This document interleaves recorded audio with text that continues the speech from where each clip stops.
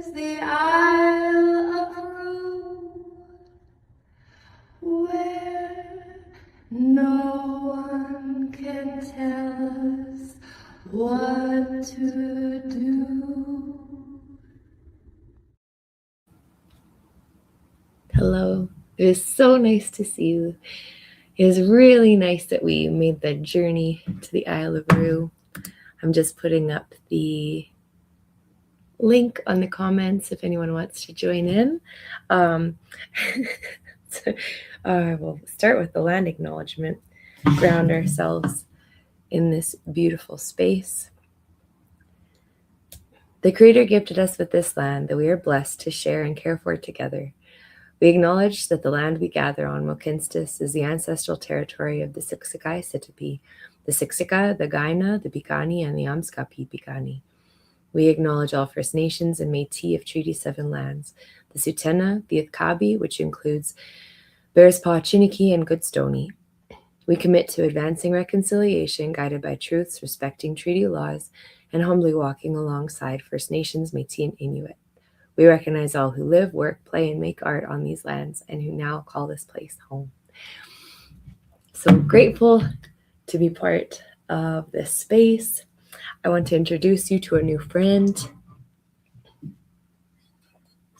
He's our rhino friend. We found him last weekend. Isn't he cute? No way. Rich Taylor, was that you? No. I just started. That was the best timing ever. I'm here to eat you. I was just introducing them to Rhino. Oh, yeah.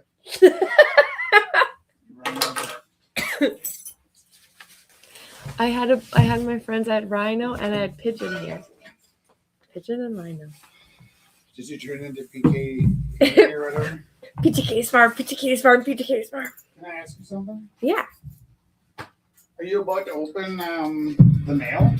I have it here for you to open. I was gonna, when you got here, I was gonna stop and you could come in here and I could make you your dinner because you didn't eat all day. And then, like, John, you can look. I got everything's ready. Meh. Meh.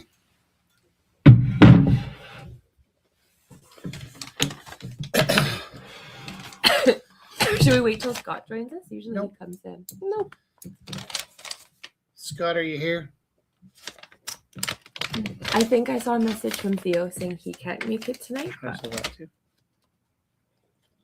Not been waiting days to open this up. I know, it's true. We don't really have a lot going on anymore. I've been waiting days.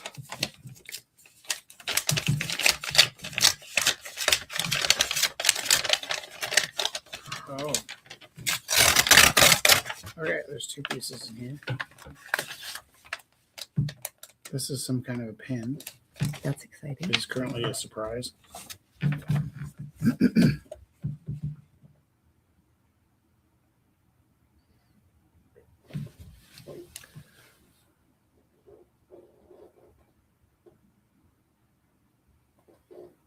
Ready? Golden slumber.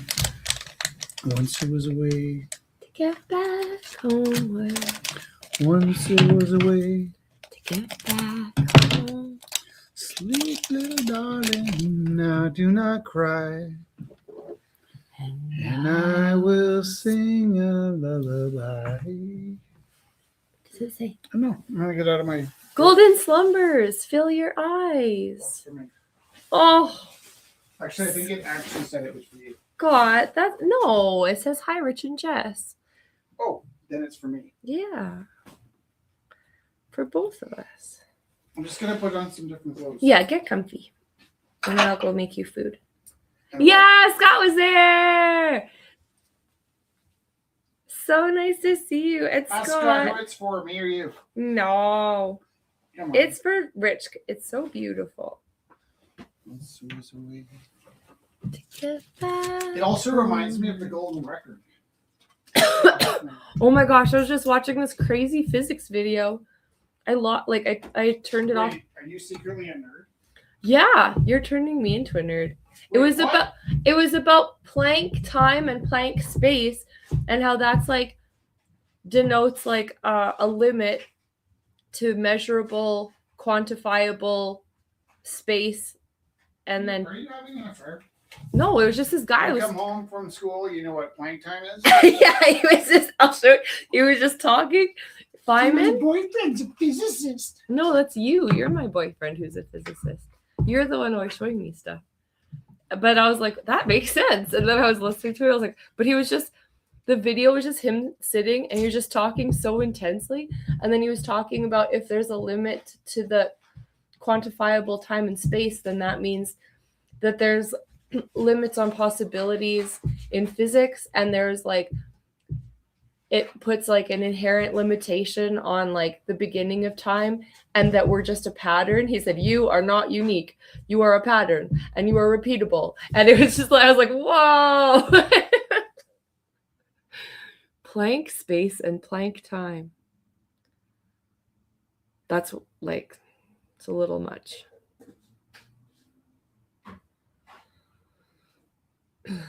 How is wrestling? That's good. That's nice. It was a combination of all the right stuff. Oh, that's really nice. Everybody got what they deserved. Isn't that the way it always goes? Yeah. Well, ideally. Rhino's gonna go away for a little bit. I like his smile. His cute little rhino smile. So I was saying, Rich and I, like, whenever we're at like secondhand stores, we always go towards the exact same thing, and we both like beelined it towards Rhino. And I was like, look at the no, not Slovakia. That's the wrong word. No, that's the wrong word. I was researching the red embroidery patterns and how each red embroidery pattern means something different. And then we saw Rhino. Sincerely. So I'm going to put Rhino over here. I guess I should wait till Rich actually comes and sits down. Right, Rhino? Right.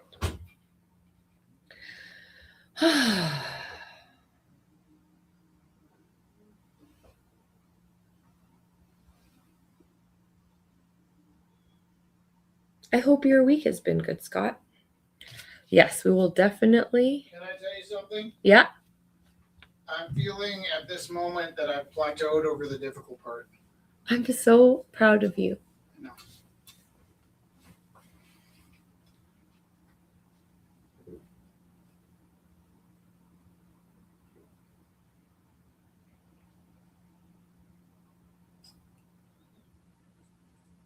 Just doing a little grooming. I'm just hugging the Rhino. I could try to finish this. Hey, Jesse? Yeah. You studied chemistry and ceramics. Yeah. That's what I wanted to get to in my spare time today. Do you know anything about chemistry and food? Just bare minimum, not as much as. Like what about it? Like how would you describe it? More like, I think there's more chemistry in baking than cooking. Yes, and but I'm asking you, like, it's about balancing.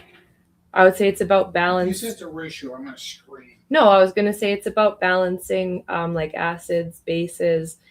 It's about balancing, like, I think it's interesting because it's kind of like chemistry, but it's also about balancing like preferences. Okay, so I don't know the answer. What's your specific question, I guess? I forget.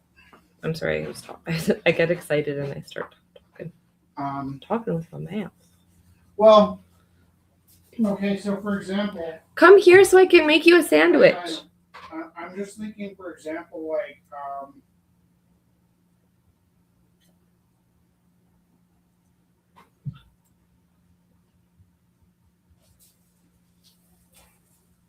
with slime, Yeah, for that's instance. not food. No, but what happens is you use glue and borax. Yeah. And the glue has water between the particles. Yeah. And so when the water dries in your glue, yeah, the particles bond together. Okay. Like in rugby scrum where they lock elbows. Yeah. When there's water in the glue, yeah, it's more like the rugby players can't lock elbows, not because they're in a scrum, but because there's beach balls floating around.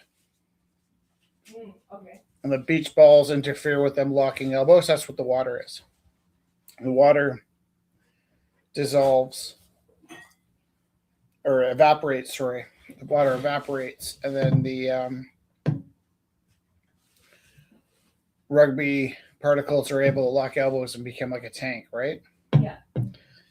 With the borax in the slime, what's happening is instead of being beach balls interfering with the particles connecting so that glue stays liquid, the borax is more like if you had like a line dance or a square dance where everybody's holding hands.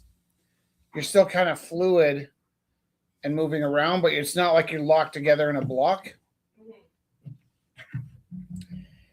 And the borax kind of like interferes with the glue from bonding by sort of half attaching and staying loose. So it's like rather than, you and your 10 friends make like a wall by locking your elbows, it's more like you and your 10 friends are holding hands and dancing in a circle. And that's why the borax is kind of sort of halfway between liquid and solid, right? Okay. It's acting like the wet glue, but it slows down the bonding process or the hardening process. That's just basically what I remember from last year. But then I wanted to go back and figure out what happens with clay. And I remember that you knew this. You took classes in it. Yeah. So there's silica in the clay, yeah. and it sits in layers. And I read that, but I don't visualize what that means yet. Because you can twist and turn the clay. So I don't know what it means by layers. But that must happen at like a microscopic levels if I'm understanding it right. And then when the water gets dried out of the clay, it forces the layers to fuse together and become like solids. But I just started reading about it in the bell ring. So. And I realized I taught it last year, but I taught it kind of superficially. Yeah, and now I'm going to go back in and learn a lot more of the specific words. It's super neat because I've only had the new class for a couple weeks. Yeah. And I keep backing up because I want to teach them something, but I realize that nobody really talked to them about this or nobody talked to them about that. So it's been about 2 weeks just working our way backwards to like a point of understanding. Yeah. But then when I was away with the sub, I put that worksheet together, which was just like boxes. Like first box said, we looked at rusting nails.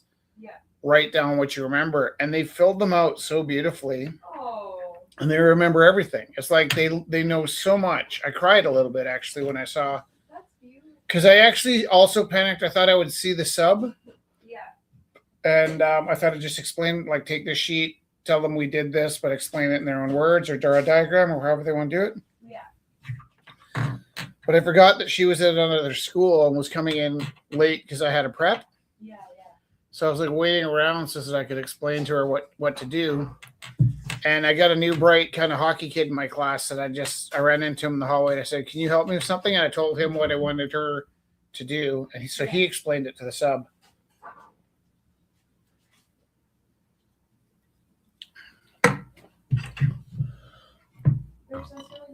It was really like when I read the stuff, it was super sweet, And there's a note that one of my kids was being a little too perfectionist.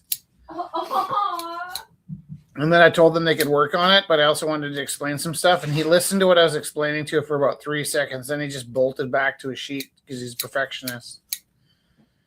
And then we just ended up working our way backwards to like the greenhouse effect. And,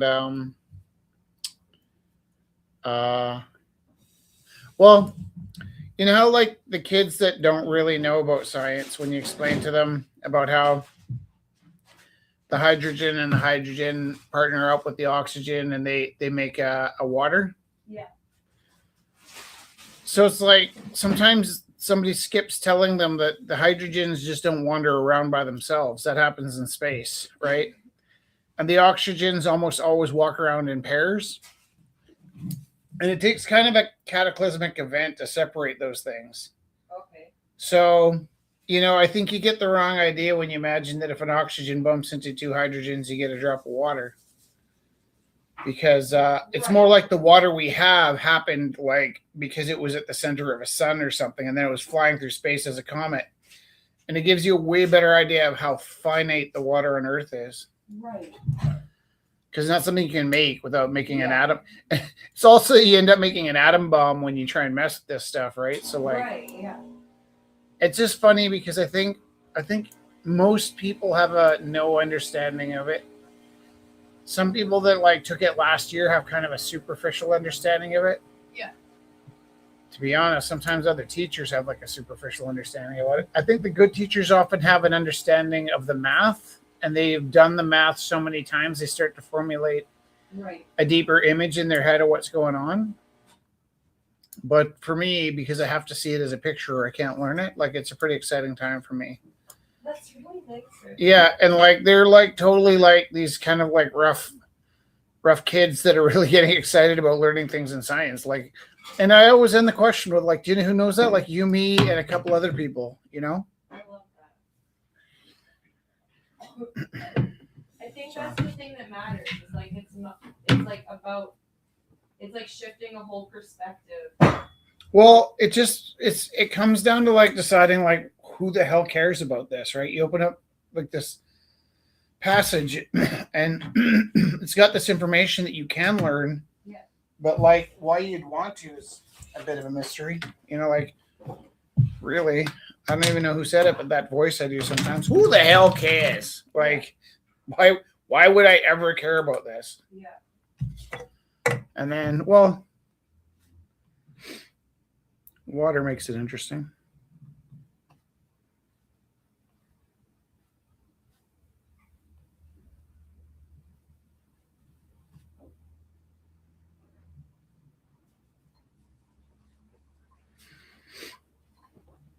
So there is the third element that I want to look up quickly. Love? Is it love? Yes. It's at the 5th element. Get your face on the camera because I'm ugly. You're not. Well, I am compared to you. Am I going to eat this sandwich in front of everybody? What if there's people visiting us in hospital beds thinking, I'd get anything for a Do you think ham sandwich? Don't you think that would be lovely for Were you people about to to pick see the us wax having... out of my ear? Do you know my wife picks the wax out of my ear? I didn't do And it on video. Most of the time, she doesn't even ask for consent. I try to. And I've tried to stop doing it in public. I'm sorry. You're so weird. I know,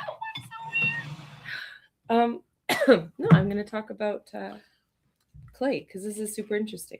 Mm-hmm. So.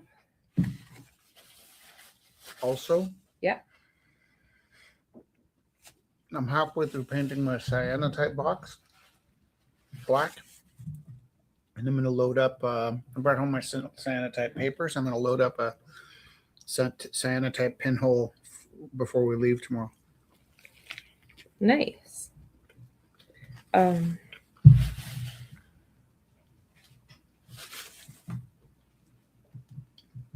you tell me again who's when we're one of the dances? 8:30. That sucks.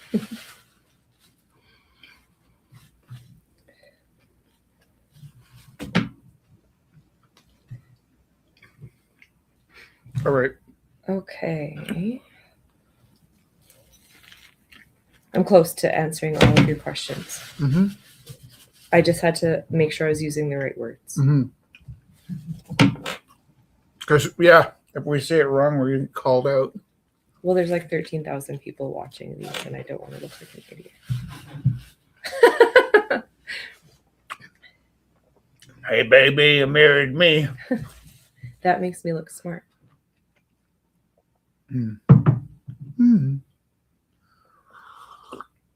Okay. Okay. So, the silica is not the thing that is like the borax making the clay malleable. The water makes the clay malleable. Yeah, the water makes the clay malleable. The clay... The silica wants to bond together. Yeah, so that's the thing that becomes the glass. That's not what I said? The vitrification. I probably misunderstood.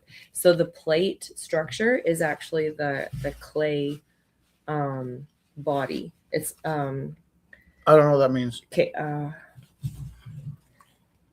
I'm just gonna ask like the words for this. I read it today. I don't know what they mean by plate structures of clay bodies. I don't know what that means. They could have said motorboats or... Okay, I'm gonna try. I like that you're thinking like this because I love this, and this is like what I love, and so I would. So okay.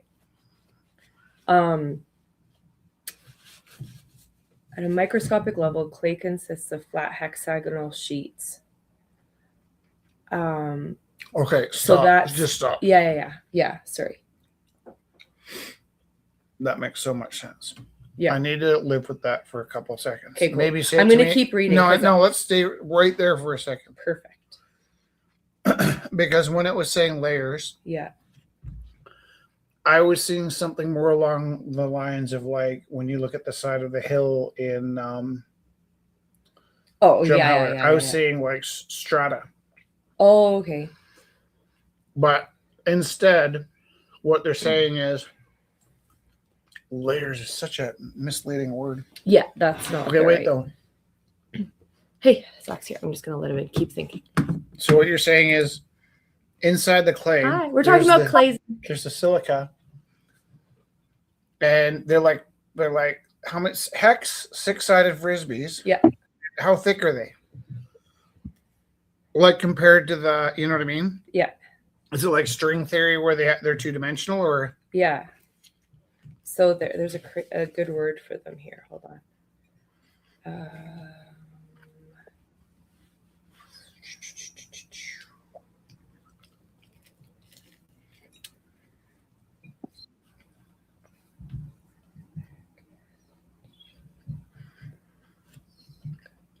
Oh, I got into something else.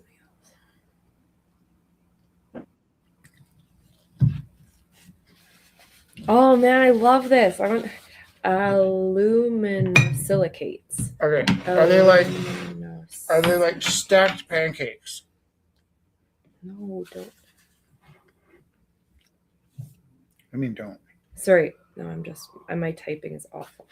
But are they like stacked pancakes? And why don't they turn in all, like if you threw a bunch of dishes in the in a bucket, they wouldn't necessarily all land flat. So what keeps the clay silica flat?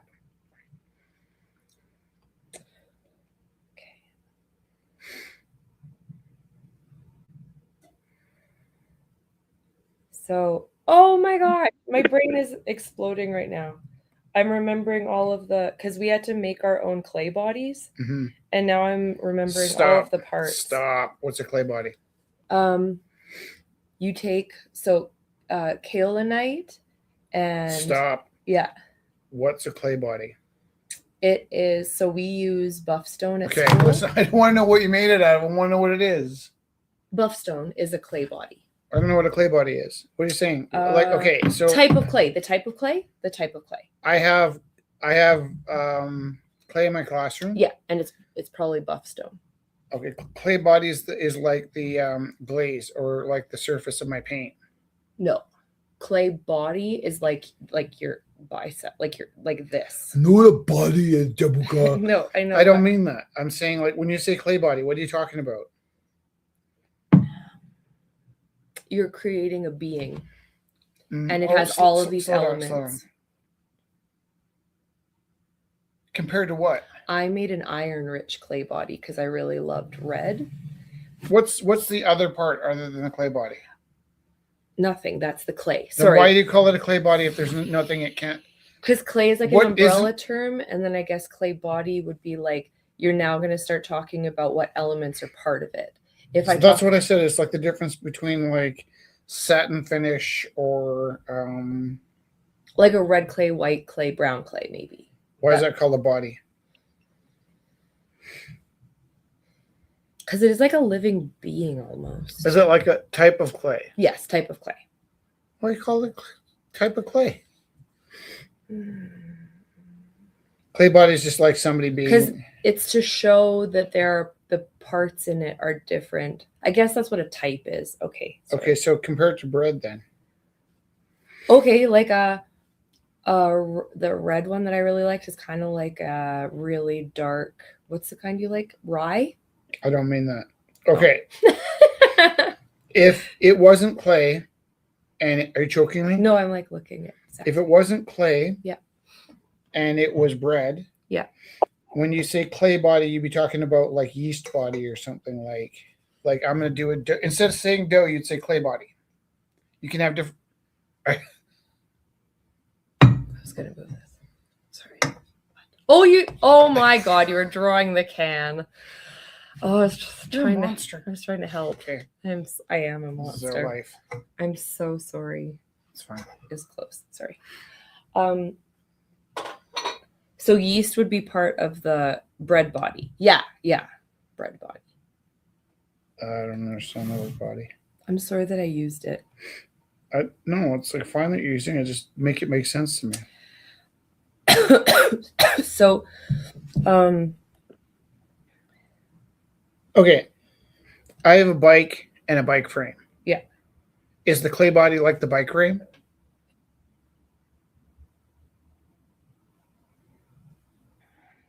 No, I guess it's just. What are you talking about? The bike is the bike. The bike frame is part of the bike body. Right. It's the body of the bike. There's many parts of the body of the bike. Okay. So I shouldn't have if I said body. I had lots of different kind of bike bodies, yeah. I might be talking about having a mountain bike or street bike or fixed gear. Yes. So that it's just the different types of clay. Yes, different types of clay. And there's no reason why they call them bodies. No, I apologize. I don't see any reason why you would have to apologize right now. Because I caused excess stress that didn't be there. I think I've said this twice. I want to know. Okay. I just want to know why. Okay. Are you asking the internet? No, I'm trying to get back to your idea about like if they're pancakes. Okay. You're asking how big a particle is. Right now I need to go back in time and know why it's called a body.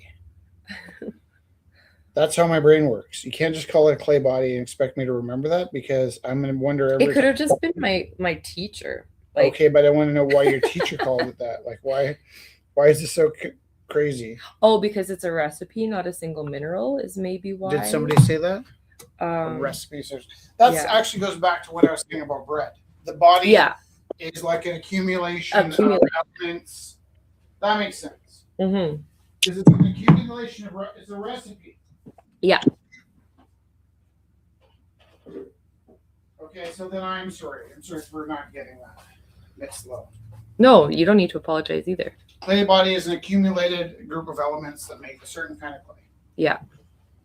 I wonder if we went back in time, if we'd see that information was there the whole time. Is this got a backup? Or? Yeah, I just didn't have the third hand to bring it. Can you go back? There's lots of different kinds of clay bodies, which is like a kind of clay made out of different elements. Yeah, like we use stone. Chemicals. Yeah. How did you source your chemicals? Did you dig them out of the ground? Some people did. That would be better. And now that I am me now, I would do that. Right. Okay. So where do you go to do that? Because I lied to my kids today. Right, probably. I said people from all around the world order clay from this one place, and it's the best place in the world to get clay from. And we have 5 boxes of it here. Yeah. And you guys get to use this particular kind of clay. Guess how far it came from? They're like, Bulgaria? Like they said all this stuff. And I was like, no. I'm like, we ordered this clay from Alberta, Canada. Mm-hmm. And they're like, what are you talking? They're like, so it came from Calgary. I'm like, no, it came from Alberta. It's the best clay in the world, and people from all over the world try and get their hands on this clay because it's just the best clay. And they're highly disappointed with me for making that joke, to tell you the truth. It wasn't really a joke. It's just like they weren't impressed. Yeah, totally, Scott. The aluminum or type of steel it is made from the bike made from is the bike body ? Yeah, like that's where like I think that's kind of the wording. If I was talking about bikes, I would probably avoid using the word body. But the kind of steel is what she's talking about when she says clay body. Mm-hmm. Yes? Yeah. Okay. And you can see to my brain why that would be so ultimately distractingly confusing. Yeah. That I stopped it there so that I could continue learning later. Right? Oh, that's so funny. Yeah. What? Yes, 100%. Oh, what? They likened it to bread dough, this one website. That's funny. How highly intuitive of me. Or was it you? No, you said bread. Yeah, okay.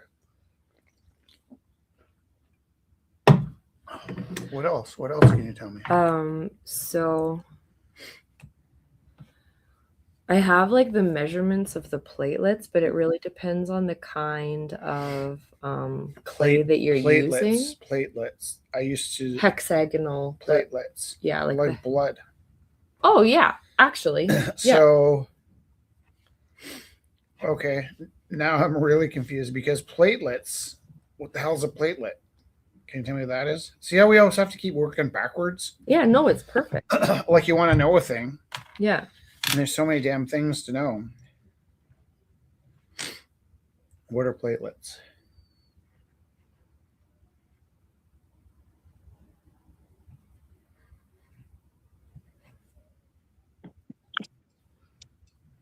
So microscopic flat scale like crystals that make up material physical structure. Yeah. That their scale like makes perfect sense to me. Mm-hmm. Because their scale like my other question went away. Right? Mm-hmm. Because I was thinking, why the hell would my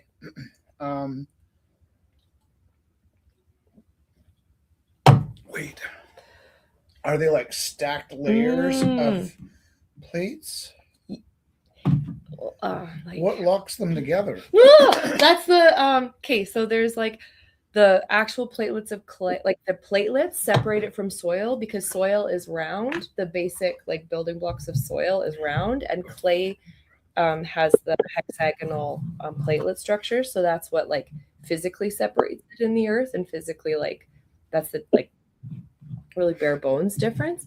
The thing that keeps it together, there's the kaolin is like that's kind of like okay. Hydrated aluminum silicate, kaolinite. Right, that makes sense. That's when the clay is wet. So that's okay, but okay. Sorry, I don't want to start confusing things because that's like a pure. So no, if you had like a pure kaolinite, yeah. It's erroneous to think of the water in your clay as water. Right. And so I was agreeing with you. Yeah. And then you said no. No is the wrong word. No, but listen. Yeah. It's erroneous. Yeah.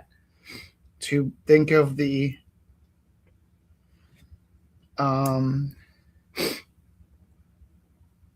water in the clay as water, because when the moist silica has moisture in it, it's not called water in the clay. It's called, what did you just say? Kaolinite. Yeah. You know how I know that? What? I read it earlier today. Yeah, because you're reading it. Yeah. So I was like, why do you got to be like that? Why can't you just let things be what they are? Like, why does water have to not be water? But I guess what you're saying is when it's mixed into the clay, it isn't water. It isn't H2O in the clay. Yeah. There's moisture in the clay. The moisture is similar to water, but it's not made out of the same stuff, and it's called, what'd you call it? Kaolinite. Kaolinite. Okay. And so the clay has moisture. The moisture stops the molecules from attaching and becoming permanent. Mm-hmm. The clay has to dry out. Yeah. And then when the clay dries out, you can put it into the kiln. Yeah. And you heat it up to 2,000 degrees. Yeah. And you leave it in there for 17 hours. Yeah. And when you do that, the heat after it's dry, or not dry after, and it's not water that's removed, but what happens is did you say it? What did you call it again? Kaolinite. Kaolinite. Kaolin essentially evaporates, right? Before you put it in the kiln. That's why it's similar to water, but it's not water. But it has to dry out. Okay. Mm-hmm. Then when it goes in the kiln, it gets really effing hot, right? Yeah. The heat in the kiln makes the existing silica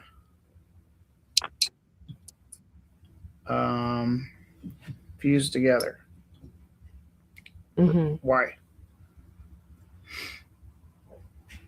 So silica is quartz. Like if I was in school, my teacher would say, because that's what heat does. It makes silica fuse together, and then that's the end of the lesson. No, that's. But what I need to know is what does the heat do to the silica to make the silica fuse together? Do you know what I mean? So the third element in here that we haven't started talking about yet, yeah, is kind of like the glue, like the borax that you're talking about. What is it? It's like some people add beer or yogurt. It's like a binder. Fat. Yeah, kind of like a okay, but that's a bonus. Yeah. So what I'm saying is that's like a thing that makes the way it fuses works differently if you add a binder. Yeah. That's for like quality assurance. Yeah, like a specific recipe. What I'm currently thinking though is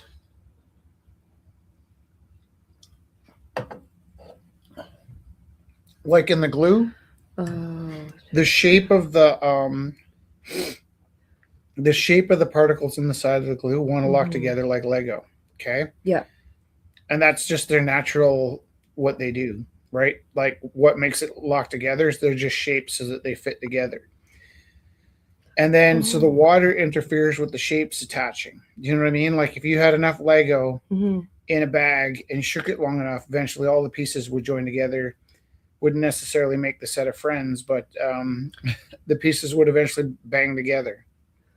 So with the glue, the pieces are just, they fit together and they want to lock together like shapes. It's like almost like a mechanical thing. Whereas I think with the clay, the probably something happens with the heat that steals energy from one place and moves it to another place. So there's also, there's a fourth. So that's why it's like it's not like the things you've been talking about where there's only 2 things or 3 things. It's like there's multiple, depending on what you want your strength of your clay to be. Yeah. You can. But I think all of those elements because there's also flavors. feldspar. Yeah. And I'm talking about at the core of it, regardless of what things you can manipulate to make it act differently. Yeah. What I really want to know is what's making why does heat turn the wet dirt into something that's more like glass? What's happening? So. And I must be driving everybody nuts as well as you. Fundamental ingredient. So vitrification is the actual process you're talking about. And it helps me Vitrified nothing to makes know no. I'm that it's just called so I know, vitrification. but I'm going to work backwards here. So vitrification is what you reach when the clay reaches a certain temperature and it's not porous anymore. So what's porous got to do with it? So your green body, so the green clay that's like dry, bone dry before you put it in the kiln, is like wet sand. It's like if you got it wet, it could like just go back to liquid. Eventually, you'd have to put a lot of water. So dry clay is very porous and very susceptible to damage. It's not strong. Bisque ware. Wait, slow down. Yeah. So, I guess I didn't study ceramics for one thing. I love talking about this, so I love that you're asking. I've never called greenware before. Mm-hmm. I'm understanding what you're saying. Yeah. It's not green, but whatever. Yeah. Do I intuitively know what greenware is, or did I hear it somewhere and didn't really care? Greenware is really like that gray look to your clay after it's dried out, but before it's been fired. Yeah. Why they call it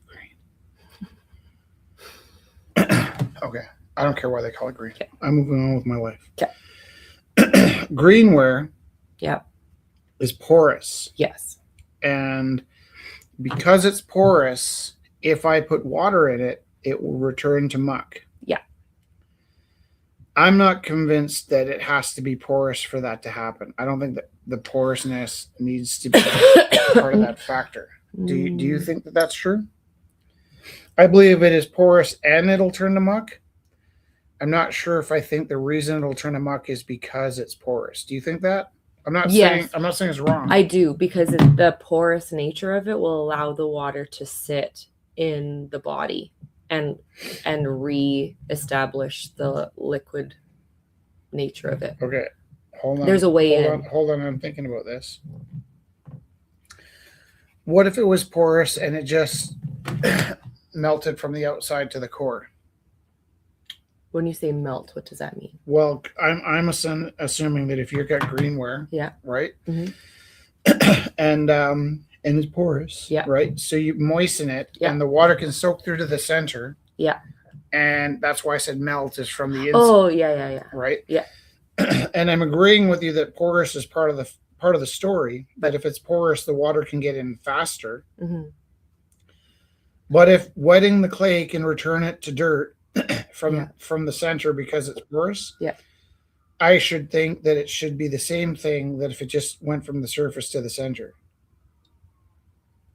Whether it's porous or not is what aids it to be. Do you know what I mean? I think if it's porous, it makes sense that more water would get in, and it would melt more quickly, and maybe even more evenly. When it's not porous, it doesn't allow anything in. Okay, think of it like a lozenge. Okay. Yeah. If you put a lozenge in your mouth and it was porous, it would soak up faster. The water could go into the holes and soak it from all angles. Yeah. Right. If the lozenge wasn't porous, then the surface of the lozenge could just dissolve, and then it would dissolve from the outside in rather than the inside out. Right. So I think porous talks about why it dissolves the way it does, but I don't think it being porous tells me why it dissolves. Does that make sense? Yeah, I'm close. My brain is like reaching here. So you're right. But like it's also like, I don't know. I was like an adult and I was teaching grade 7 science at one point, and I was trying to like go through the book and find a reason why I would care about this certain topic. Mm-hmm. And the topic I was trying to care about was, it had something to do with metal. And I was like, I realized I didn't really know how metal got out of rocks. I knew that metal came from rocks. I knew that metal was heated in rocks. I didn't really know what that meant. And then so I did some research and I realized that what happens with a rock is it's got pores. Yeah. almost like your nose, and the oil is inside the rock. Yep. And when you heat up the rock, the oil drips out the pores. Yeah. Not oil, the metal drips Metal. out. Yeah. Drips, so the iron comes out of the pores, almost like squeezing like a nose full of blackheads. Yeah. Or even like nice wet whiteheads, where it just like splatters everywhere, right?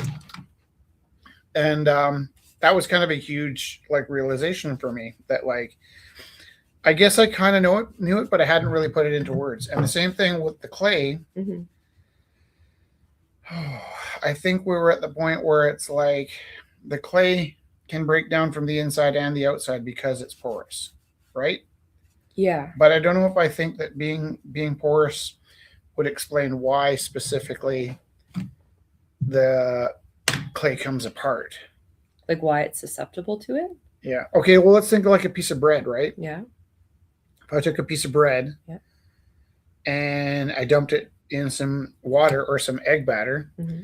the egg batter will soak into the bread, right? Yeah. But if it's like really like loafy bread that's got big holes in it, yeah, the water can soak in more completely.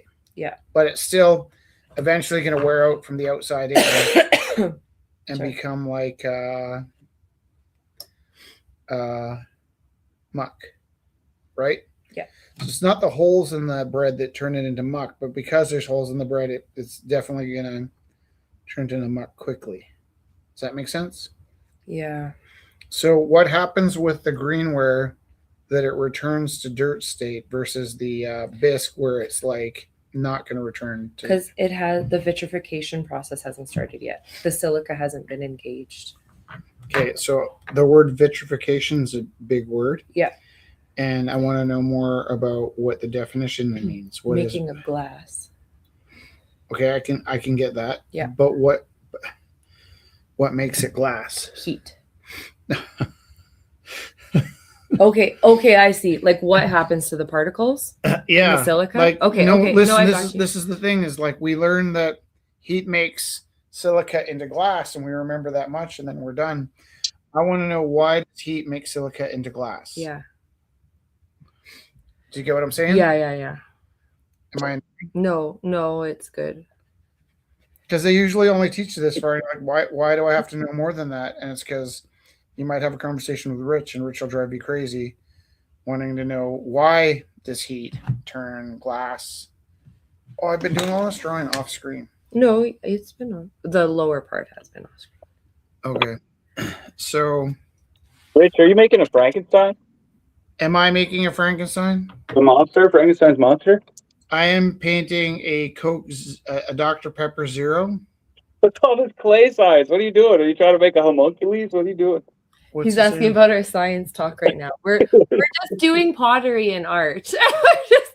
And instead of just like talking surface, we're getting, and it's funny because I talked to the grade 6s even about like the crystalline structure and the plate structure and what the kiln does, but I've never asked like what does the heat do. So I'm interested. Sorry, I was just trying to crack wise. I'm with you guys. I'm following you. I like your painting too that you're doing. Shout out Francis Bacon. So good. Can you say homunculus again? Homunculus. Shout out Mary Shelley. Shout out Victor Frankenstein. I just like that word, homunculus. Homunculus, dude. There's a new mini-series about them. So also, good. Shout out Mind Unveiled. There's a podcast group that does some really extra wild stuff. Hey, Zach? Yeah. Why does heating up the silica make the silica like glass? Oh my god. It's a porous thing? Is that what we're still on? Possibly what's the silica? Does it sell? Does it dehydrate and shrink, or? It does help with the shrinking because it's the glass structure.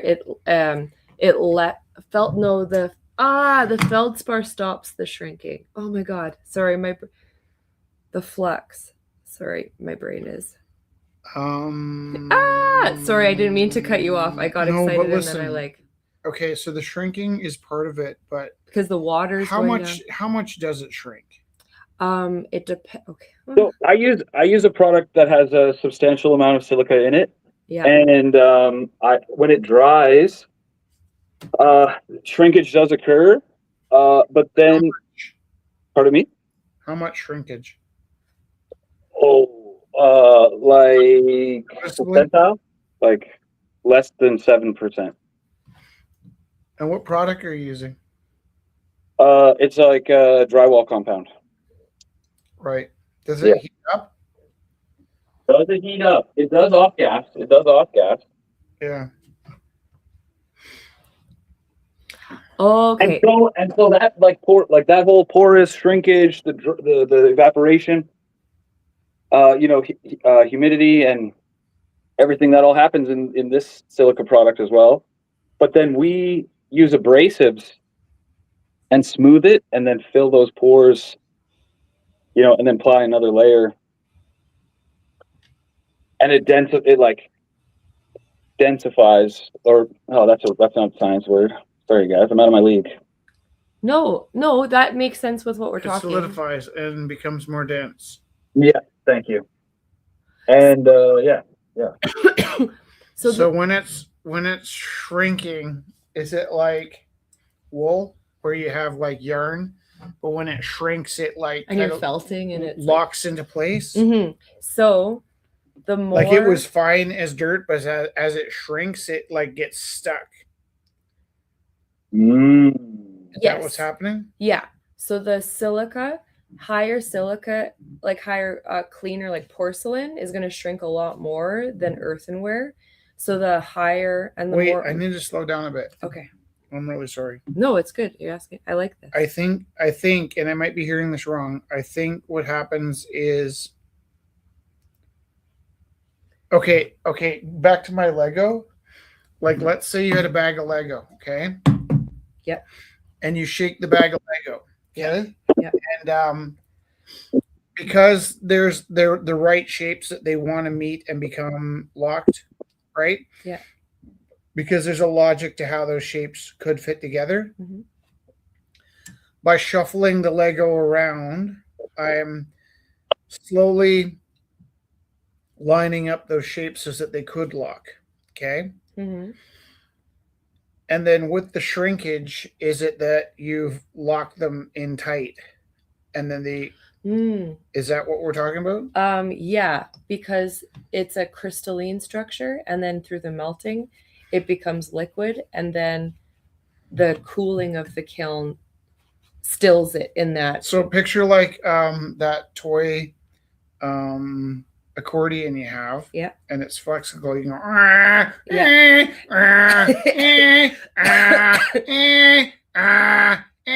right? And there's that flexibility and reoccurring shape, right? Yeah. But if you were to drive over it with your car, it would stop it. It shrinks. Yeah. And becomes entangled with itself. Yeah. And through entanglement theory, it doesn't again. It doesn't unwind the way it used to. Yeah. Could that be what we're talking about? Yes. Because I believe what happens with almost everything that gets cold, the particles compress and the thing gets smaller. Now, but with water, the anomaly that it gets colder is because it's shaped more like a bike gear. And so, so like if you think about it, if I have like two particles that made out of rubber and they shrink, they squish together and the whole rubber gets smaller. But with the bike gears, when it shrinks, now the gears don't fit into each other. So they're actually, because of the shape of the particles, water gets bigger and more porous because the little sort of star shapes, so the water stops them from getting closer together, makes them farther apart, because they're kind of like star shapes that don't naturally fit anymore once they start shrinking. Interesting. I don't know that's true, by the way. I think that's true, but I don't know that's true. If the silica was given millions of years to cool, it would go back to its crystalline structure. But because Who the told you this? kiln, I was just reading Who about told it. you this? I will look at the website. Wait a second. Are you telling me if I had ceramics and I leave them long enough, they'll go back to dirt? Like if it was in a firing, but like millions of years, like I don't know. That can't be right. Because the one thing I do know about ceramics is that if I might have just put blue paint on your yellow pants. Can you look? It would be green. The one thing I know about ceramics, and I learned this from Phaser, is that it's one of the most consistent. Once it's been switched from dirt to ceramics, it lasts forever. Oh yeah, because we use kilns and they cool off, and we're like living in this world. But are you saying if it was in a kiln for millions of years? If it was in a controlled space that kept the 2000 degrees for like hundreds of years and cooled off incrementally, the crystalline structure wouldn't cease at that melt point. It would find its way back to the crystalline structure. I think if you left it long enough in the kiln, it would eventually melt. No, but if you're slowly, I mean, in our lifetime, I think. Oh, I see. Yeah. Oh, the speed of the. Yeah, it's the speed of the cooling. That goes back to like crumpling up your accordion in a way that it won't unfold anymore. Yeah. Do you want to know? So, it's do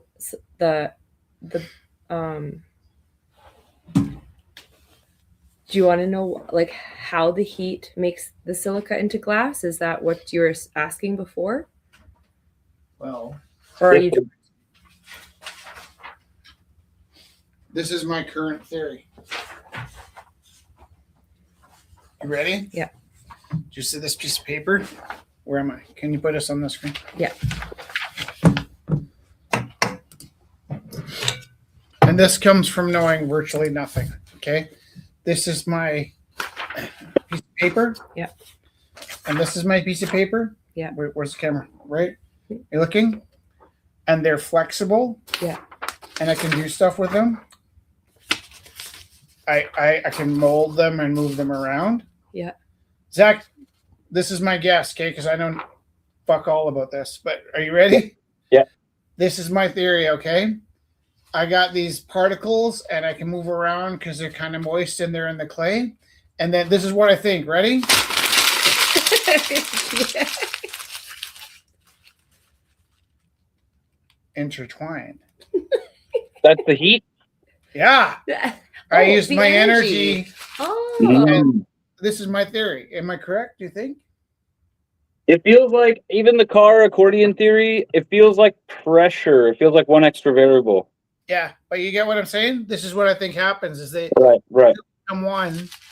So Yeah. your hands or the car is the heat. Because Yeah. that's energy. Oh yeah. Okay. Yeah. Pressure, Is that right? Okay. And that's far more. just watching us like smacking their foreheads, going, No, I think they'd be impressed. "Artists are stupid." No, I think they'd be impressed with your asking questions. That was the wrong voice, by the way. For like, I say, Chippy. Oh yeah. Okay, so what's the answer? Okay. So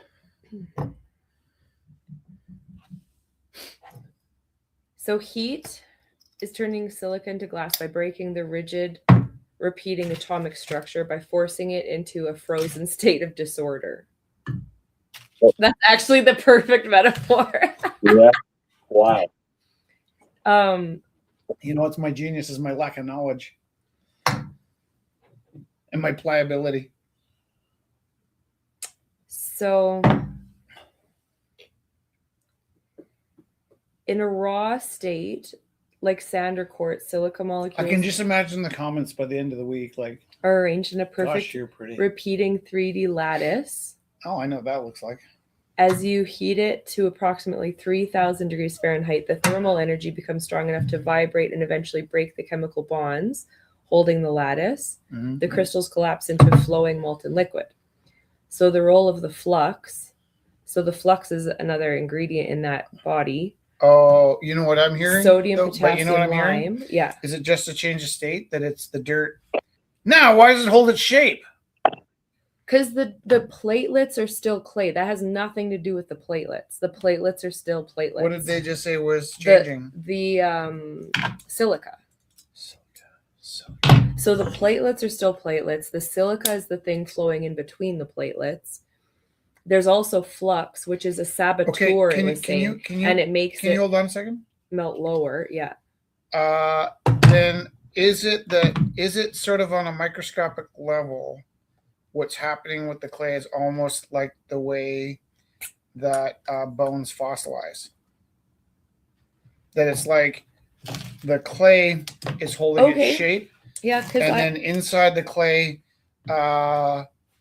you're melting the bonds or something, and then the bonds in a melted form.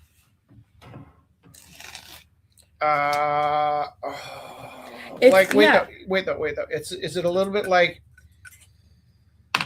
okay, I got a piece of bread, right? Yeah. And then yeah, and it's porous. Wait though. I got a piece of bread and the bread already had butter in it, right? Mm-hmm. And then I heat up the bread and the butter melts, and then it's held its shape by the bread, and then when the butter hardens, it hardens in the shape of bread and forms a solid. Yeah. Or what if it was more like, almost like our film, where it's got little bits of silver in it? What if the clay had little hard buds of like a solid mass? Has sodium, and those little hard buds of solid mass are being held in place by the pliable clay. But in that space, when you heat up the solid buds, they're held in order by the pliable part, and then they melt together and they become like almost like if you had like wax inside of a beehive, right? The beehive has the structure like your clay piece. Yeah. You can shape it into whatever. Yeah. But then when it hardens, it's the whole thing's forming into. I hope my kids are watching this, because we've been doing clay for the past like 2 months, and they're just like in it, and this would just be amazing. Kids are watching us. They're nerds. They are nerds. They would get so much education from this. Unless we're saying it wrong. No, we're not. That's the thing, is like, and I like. Oh man, did you have to do this? We had to draw a crumpled piece of paper, or like a piece of pop with a pencil. Yeah. I think that's how you teach people to hate art. What? What's so funny? This was fun. Are you laughing at my hating art? Yeah. But you laughed before I said it. Because I know you said, have you ever had to draw this? I'm like, that's exactly how. Like, I failed art in high school because of drapes. I know what you're talking about. Okay. I know what you're saying. No Kelly tonight?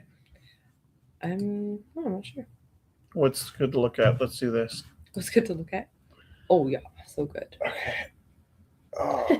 Oh, my brain. No, I think I kind of have. I think I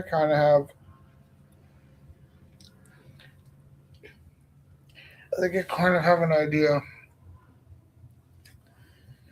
Like it's almost like putting little wax pellets into a sponge, squishing the sponge, melting the wax pellets, letting them dry.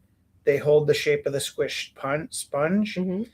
Because the wax melts together. That's what I think happens, is that yeah. I think there's little separate parts in the clay. Yeah. You shape the clay holds its shape. The part of the clay that holds the shape is the bendy part. Mm-hmm. But then as that bendy part evaporates, then inside the other part melts together and makes like a form where they must have been separate pieces that form together. Yeah, except with the silica, it's not like wax or bread. It's never going to go back to its. Well, bread never goes back to dough. No, but it's never going to like even if it's like melted in water, it's never going to go back to its. All right, this is weird. Yeah. But I'm having such an energy. I'm drinking another pop. There's 0 calories. I'm made out of chemicals. Did you drink your? Oh yeah, you have your other coffee. Did I drink my coffee? Yeah. Yeah, I only want coffee. That's okay. I want something that'll make me happy.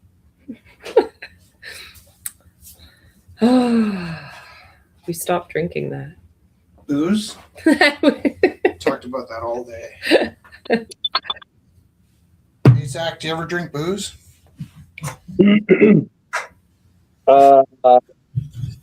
Do you like it? What food? What are we talking about? Well, I like bourbon. Mm-hmm. Yeah, I'm a bourbon guy for sure. Mm-hmm. Well, right now I'm having a 0 sugar Dr. Pepper. Nice. I'm working on a fruity red drink right now. Nice. Protopia, maybe.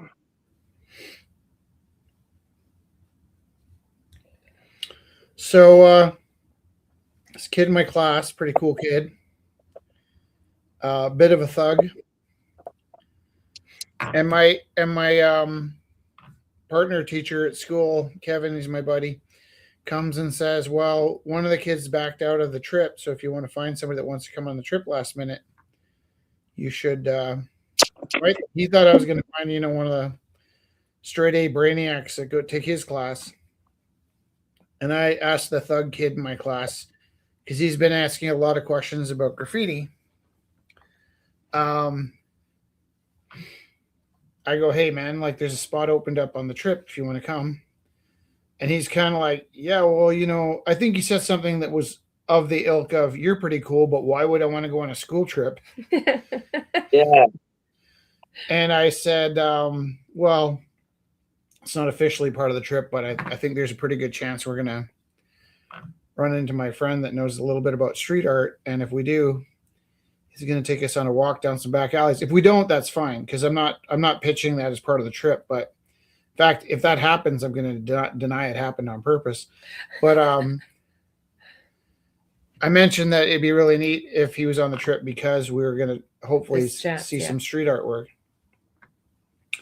And this funny little guy. It's hot. It's hot downtown right now. The weather's been really good. Yeah. This funny little guy, how can I describe him without like describing him? There's like kids and you just know they've had a bit of a exposure to the world.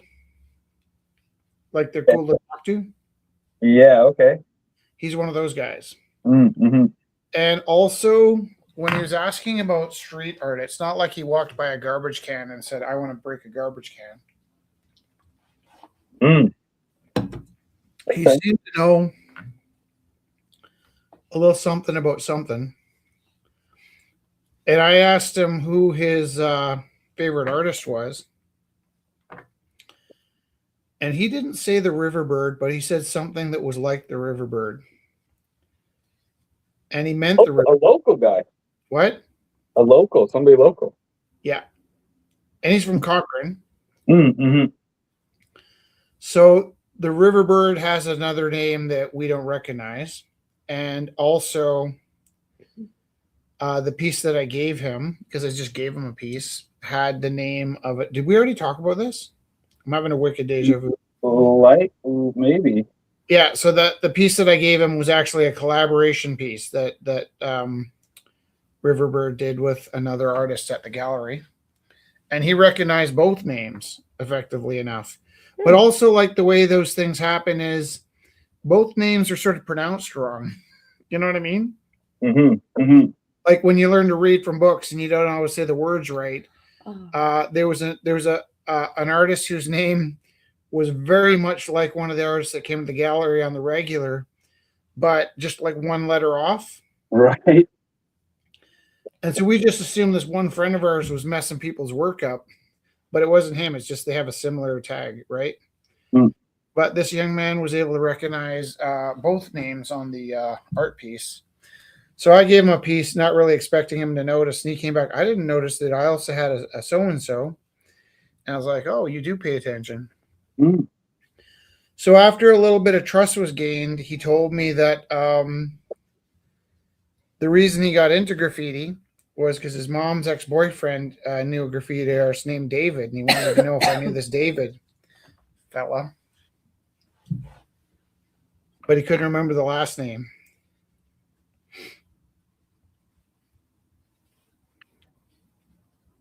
Don't worry, we're not going to give anybody's alias away because this is the least alias artist in the city.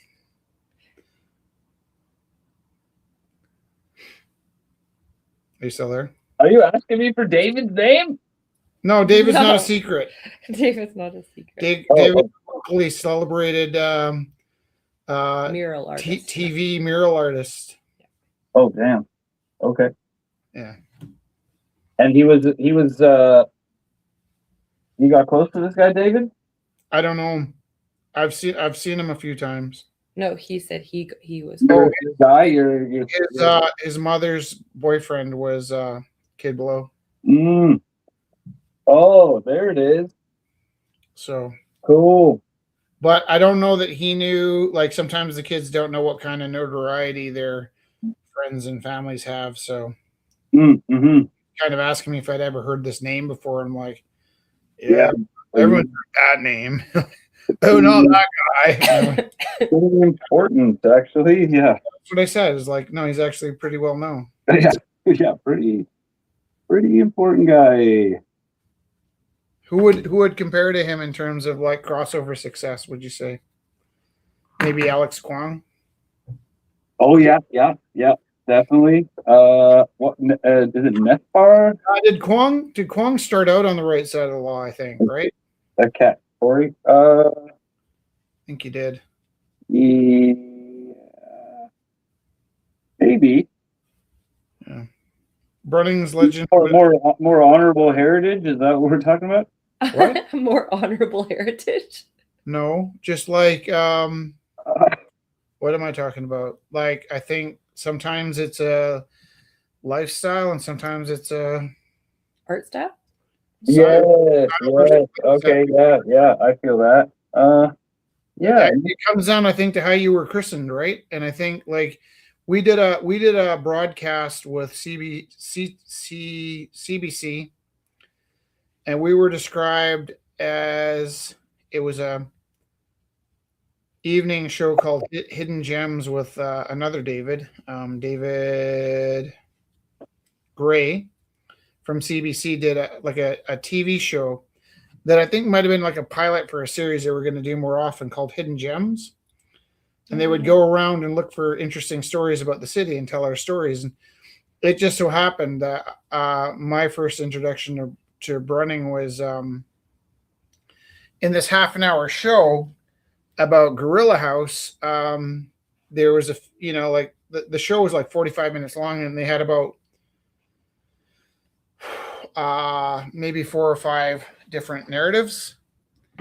And so Kid Below was on right before us, right? So we're like, hey, we're on next. And then they were talking to Brenning about being a troubled youth and getting caught and getting an opportunity to do murals and stuff. And that seemed cool enough. And then what was I saying? Oh yeah, like some artists just started out with murals, right? They have a very street style, but they're not like yeah not nursing gun wounds or anything, you know? Yeah. So like I've been fire, right? Like Euro trauma over here. Like there's no like rough street life upbringing over here, you know. But no, I don't mean that either. I like to paint outside. Yeah, I'm not talking about that though, but I'm talking about like basically if you still have a passport, you know, like right. Yeah. What things you have to do to cross the border or whatever. So and you know, I'm on the side of the art gallery for the most part, so I'm always for, you know, let's take this skill and turn it in a way to make a living rather than like 30-year-olds beating each other up in a back alley. I'm caught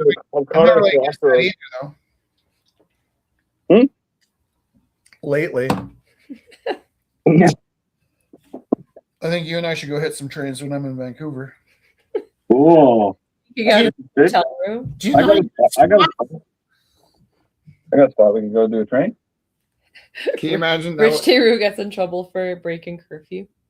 Yeah, and then arrested by the train cops and bit by like pick you up at the airport. Rottweiler.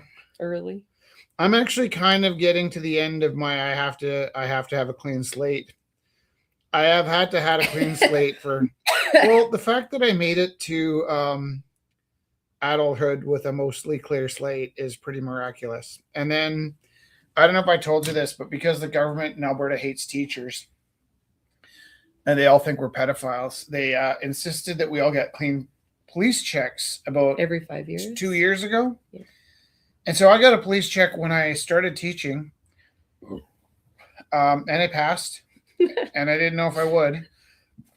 And then 2 years ago, they announced we had to do another police check. And it was alphabetical, so we couldn't do it all at once. We had to wait our turn. Because there's thousands of teachers. They would give us a notice, and depending on our last name, we would go to the police station, pay, I don't remember, like $30 or something. 50. And then they would send our clean police check to the school so that we could keep our jobs. So ours came up near June, and we had till January before they stopped giving us paychecks. In June, Jess and I got our notice. Due diligence. You had to take a picture of your birth certificate. You had to take a picture of your driver's license. I kind of flipped out because I didn't have a birth certificate, and that was difficult. And then I finally got all that stuff together and sent my stuff in. Well, they sent us an email at the end of the month saying we had 3 weeks to get it confirmed. And that was a decision they changed along the way. So over the summer, when I'm not checking email, they let me know that my police check was going to expire. I got back to school. My police check had expired. And it took us 4 months to find out that our police checks didn't work. We had to do it again. We only had 2 months left to get it done before we stopped getting paychecks. So that was some panic time because, like, here's a task that can take them 4 months to do. And it took 4 months to let them know that we didn't do it right the first time. So I reapplied for my police check. The second time, they didn't ask for a photograph of my driver's license. They asked me to write down what hospital I was born in. I'm like, fuck if I know what hospital I'm born in. So I guessed Edmonton General because I knew I was born in Edmonton. I only knew I was born in Edmonton because Eric Volmers told me. Say, you had to read an article about yourself. Eric Volmers interviewed me for my book, and I told him I was born in Calgary. And then when I read the article, it said I was born in Edmonton, and I was like, that guy is an investigative genius. I was like, that makes perfect sense. I didn't move to Calgary till I was 10. How did he know I was born in Edmonton? Kelly's here. And hey, Kelly. So here I was waiting for my police check and kind of freaking out because, Zach, there was a pretty good chance with maybe between 1 to 11 incidents that I might not have a perfectly clean police check. And that comes from everywhere from being in the wrong place at the wrong time to situations where like de-escalating. I'd seen an injustice or a situation that needed to be de-escalated. And I used my powers of persuasion to stop harm from reaching somebody who needed support. Mm. But that said, Zach, you know what? Like sometimes when you're like out on the street and some guy's blasted out of his mind and is attacking somebody and you put your hands on them to stop them from attacking somebody, they get their phones out and they start complaining they were touched not gently. And then the cops show up and all the cops know is here's two faces of people I don't know. And there was some kind of altercation. And then they're taking down all the numbers and names. And I'm like, either my police record says that I'm a bad man doing their work for them, or that I'm like a guy who shows up way too often in skirmishes. And so when I didn't get my police check the second time, I was really flipping out thinking maybe I'm not this is it. Maybe I don't qualify for maybe I didn't pass the police check. And there wasn't time to correct it. If do you have paper towel? Time sensitive. Thanks. I just dropped a random blotch on my painting. Anyways, did I tell that story right? Everything turned out fine. Yeah. So anyways, the end all be all of that story is there's certain like things that would stop me from teaching. Like maybe painting trains or something. Yeah, trespassing and vandalizing. And, yeah. I would never vandalize something. You're trespassing is like, are these God's laws or man's laws? You know. but yeah, misdemeanor. My point is I didn't grow up squeaky clean. I didn't, and then one day it was actually part of the decision to become a teacher. I was like, oh, I don't think I have anything on record, so maybe I'll become a teacher. And then all of a sudden, when I was a teacher, I like really quickly had to change a lot of things in my lifestyle. I'm not trying to make myself sound like I was in the mafia or anything. Okay. Zach, you have a bike, right? I had a bike. You have a bicycle? I got rid of it. I recently relieved myself of it. Okay. By not locking it? No, I let it go. What does that mean? I just had enough. It was like I wasn't using it. You gave your bicycle away? Yeah. Who'd you give it to? What? Hopefully the neighbor kids, but I don't think so. I think you just left it? Yeah, they probably just grabbed it and sold it across the street. Did your bike get stolen? Why don't you tell me your bike was stolen? No, I got to give you a lecture about locking your bike. He left it out to the universe. Yeah. No. Really? Yeah, I was taking up a ton of room. I was never on it. Okay. I forgive you. I'm weird about bikes. What about the bike's feelings? Like it must have felt so abandoned and lost. Yeah. Well, no, he's like probably been parted out. Oh man. You're just saying this to hurt me. No, mostly not. Okay, let me ask you this though, okay? If you had a bike and you loved your bike, okay? Yep. And you're a normal citizen, right? Yep. And let's say you even needed your bike to get to work, so it's like a utility bike, and you're counting on it, okay? And let's say because you're kind of quirky, you modify your bike in a certain way that only you would ever recognize it, okay? And then, like you're saying, maybe you left it outside, and it might have even been locked, and you came outside, and the bike lock was there, but the bike was gone. Someone stole your bike. That'd be a sad day, right? Yeah.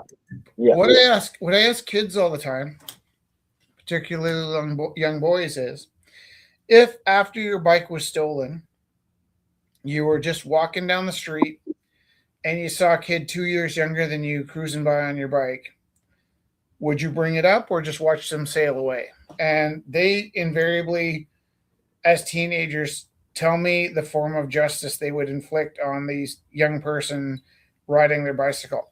And there's a weird sense amongst North Americans that if you own a piece of property and somebody ends up walking away with your property, they have this idea that you can murder them literally to get your bicycle back. Like teenage kids think that if their bike was stolen and they saw somebody riding their bike, that even their mom wouldn't be mad if they murdered them with the chainsaw. Do you think that's kind of far off from the truth? I hear that. No, I hear that. You can't murder somebody for taking your bicycle, though. It's not ethical. And it doesn't hold up in court. Like, that kid took my bike, so of course I had to chop his head off with a pair of rusty scissors, you know? So what would you do to get your bike back if you saw somebody on your bike and you needed it back? What form of persuasion would you use to get your bicycle back?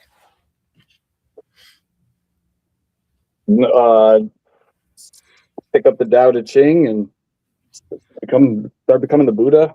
When Jess was young, her friend, another teacher, had a teenage daughter, and the teenage daughter had an unfavorable experience.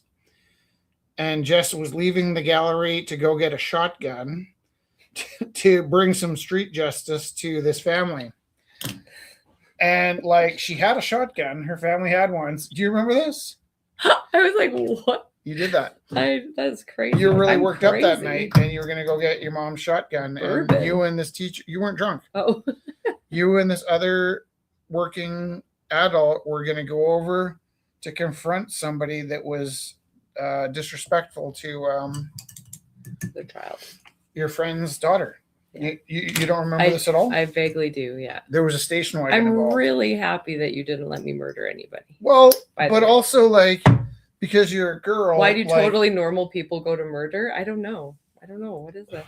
Well, what I'm saying is like I think teenage boys get a lot closer to that veil earlier in life where they're like, I actually can't imagine what it would feel like to smash somebody with a baseball bat. Yeah. And I've seen all kinds of people walking down the street with a baseball bat looking for retribution for this or that. But I don't think till they get there they stop and think what that would feel. How awful it would feel to have another human being's head cave in from the wrong side of a piece or from the right side of a piece of lumber like that, right? Like I think like people have these ideas and they're probably imagining some scene from a TV show where they're, am I saying all this online? I'm probably suspect. But what I'm saying is that like they probably have an imagined image of showing up with a bat and everybody fleeing, right? Yeah. If you've got a bat in your hand and the other guy's still coming, you're like, I'm not going to swing a bat at that guy. And because it would be gross. It'd be gross to feel their head collapse. Yeah. And normal people don't want to feel that. And so I think on the way to those situations, it seems fine. You know, I can see you pulling up in a station wagon with another teacher and like pointing a rifle out the window thinking like, no one will ever call me on this shit. But at the same time, when you get there, you're like, I'm in over my head. I'm in over my head. I'm in over my head. Right. And my point was that I think all kinds of normal people end up in these situations way more often than we think. Right. It just doesn't always get reported. And that goes back to my idea that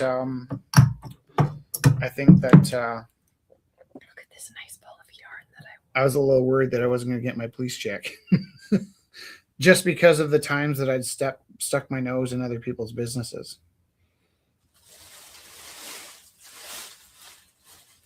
Or where were we when it was with your mother? Was it with your mother when I was explaining my process when we're on the train and that guy was harassing that couple from the suburbs? Yeah.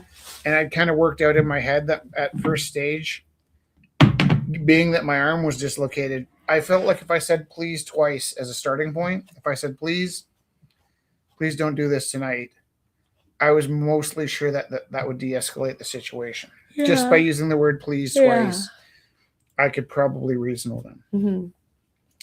But then beyond that, I remember thinking my next step would be to say, if you and I fight, everybody on this train's coming after you, right? Even that little old lady over there. And as long as she didn't flinch, he probably would have backed down. Mm-hmm. And then my next thought was, I'll probably be able to knock that guy out with my left hand hard enough that I won't have to fight him, but I'm pretty sure I'll dislocate my shoulder doing it. Like if it's possible for a one knockout punch, today would be the day to do it. Yeah. And then I'm not going to get a second shot because for 100% my shoulder will come out when I do that. Because I was still in a sling and but he wasn't a very big guy. Like he didn't seem like a threat so much as like the timing was not great. But that's another one of those. I didn't say anything that night because, well, actually the guy he was harassing was also kind of lippy. And there's sort of a point where it's like, okay, I was going to say something, but I think you paved your own way. And there's a natural consequence at the end of this scenario. Do you do a lot of Batman work in Vancouver, Zach? Do I? Yeah. Stopping potential problems? No. I'm too soft. Do you just walk away with your head down, or do you like stop and watch, or get out the camera for your podcast? Like, how do you ever see trouble brewing? No. I'm a hermit. I am the trouble. I am a hermit. Well, for instance, Jess and I were walking down the bike path down a kind of a really lonely back alley sort of trail in between Edworthy Park and the Douglas Fir. There's this one trail that's not very used very much. And I rode by with Felix when he was small, and Jessica and Jess's mom on our bicycles. And we passed this guy who was like tripping balls. And as we went by, he was swearing at us and flipping out. And I think he called Felix a little goof. And then he yelled at Felix that he looked stupid on his wheelchair. And I was like, that guy doesn't even know what a wheelchair is. But coming up from behind was a guy in a wheelchair on a hand-operated bicycle. So he's abusing everybody. My ego wasn't bothered by him lipping us off. My family got past him on the bike path without any confrontation. Mm-hmm. We rode another kilometer and passed an elderly Asian couple that was moving into a path of no return, where in about 15 minutes they were gonna walk into this guy who was tripping balls. And I was like, I don't know how to stop this for them. Mm-hmm. So I asked you guys to go back, and I turned my bike around, and I was like, I'm gonna go talk to this guy and see if I can settle him down a bit. And so I left you guys. I said, you guys take Felix home. I'm just gonna go make friends with that guy. Mm-hmm. And I rode backwards, and I remember thinking, like, I'm not going to get stabbed today, but how many times do I get to do this before my luck runs out? Mm-hmm. And he was not coherent, like he was out of it. And so I rode up to him, and as I got about 10 feet away, I got off my bike, and he was back to school. I was like, well, just tell me what you need. Like, what do you need right now? He's like, what? I was like, just like, I need to know what you need so I can help you. What do you need? He's like, well, I'm trying to get to the stampede. I'm like, you're not wearing socks. You've got no pants. You've got cowboy boots on.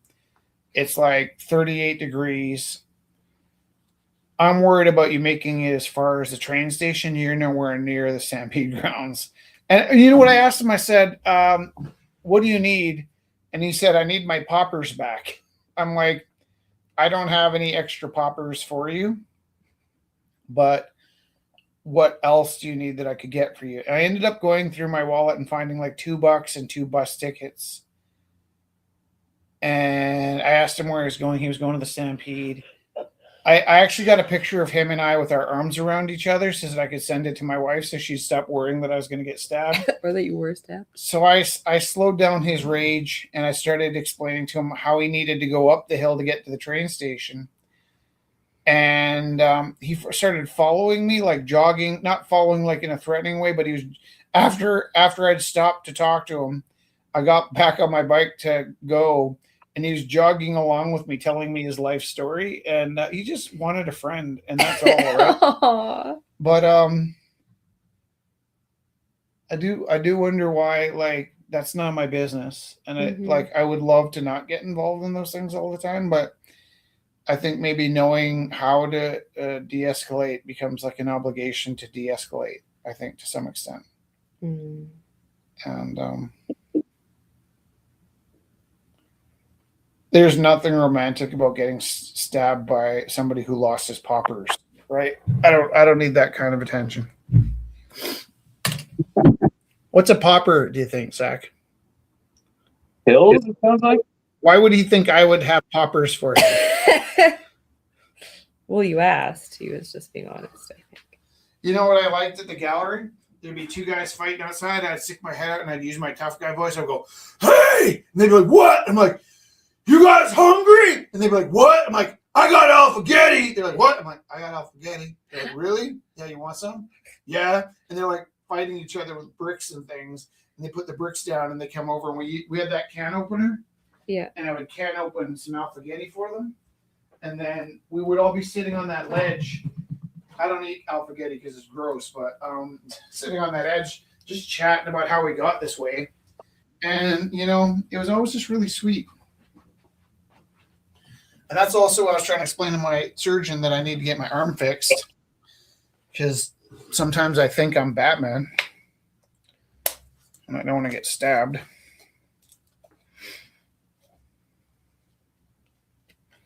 Does this all sound like baloney to you, Zach? That story of you hugging it out with the popper addict? Yeah. No, that's that's possible. I have a picture of him on my Instagram. Hugging me. It's one of my favorite pictures. And the way, okay, because he had no pants on. That's my worst nightmare, by the way. Having like a t-shirt and no pants. I have that nightmare almost every night. But the way he was like, did you have a kid in your school? I think about this all the time.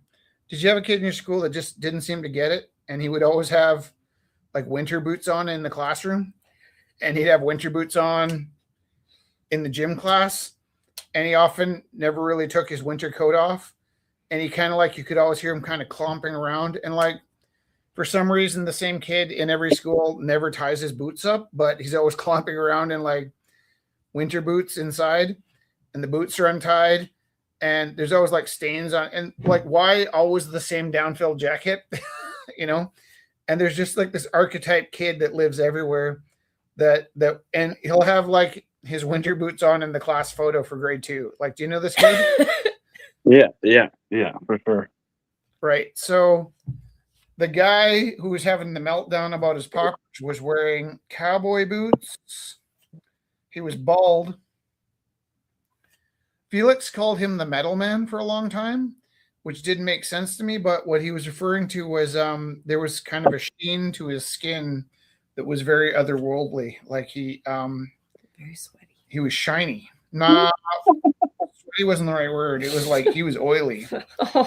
And he was bald. So man. Wait, did he have a shirt? I think he had a shirt but no pants. I think he had something along the lines of like a vest. A vest and maybe a G-string. No. Like it was the nudity of it was scary as well. Oh yeah, and then we ended up separating from you guys because he kept following me and telling me parts of his life and his story. And I decided he was my friend. I took the picture, says I'm like, oh look, he's my friend now. Don't worry about it. So you guys wouldn't wait around. But I ended up walking with my bike with him to the train station because I might have locked up my bike on the bike path and walked him to the train station because I didn't want him to get lost. And I also literally thought he would end up losing his feet if he walked too far without any socks and these boots. But it's actually pretty fun to help people. Like you have a fun moment doing that.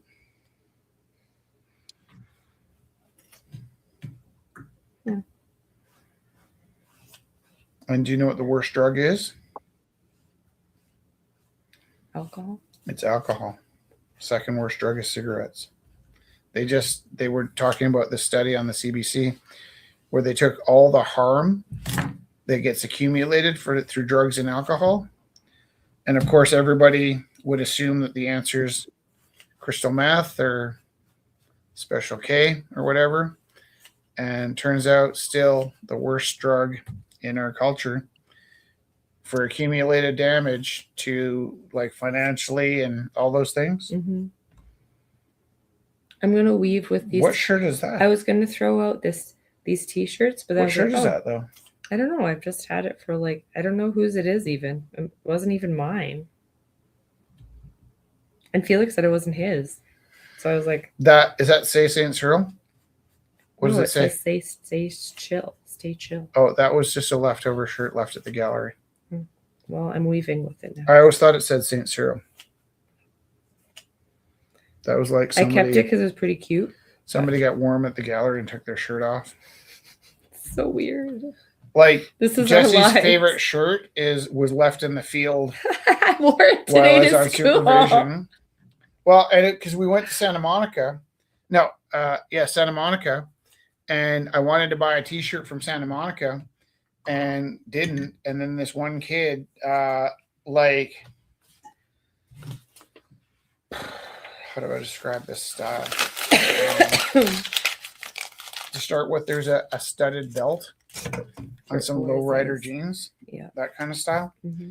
This kid did not value their shirt from Santa Monica because I think their shirt from Santa Monica probably came from like Walmart or something. Mm-hmm. It's more like, but it said Santa Monica was on the softest black t-shirt. And I think they used it as a goalpost. You remember how like sometimes if kids had like two shirts on, one of them would become a goalpost for soccer or something. Mm-hmm. And I saw the shirt, and I remember saying, "Oh, I really like your shirt." And she's like, "Whatever." Not whatever, Mr. Taylor, but whatever the shirt, doesn't matter. Like, she was like polite enough about her shirt, but she's like, "No, don't be silly. This is like a cheap shirt my mom got me from Walmart." And when she left her shirt in the field, I brought it into the school because I didn't want it to be lost.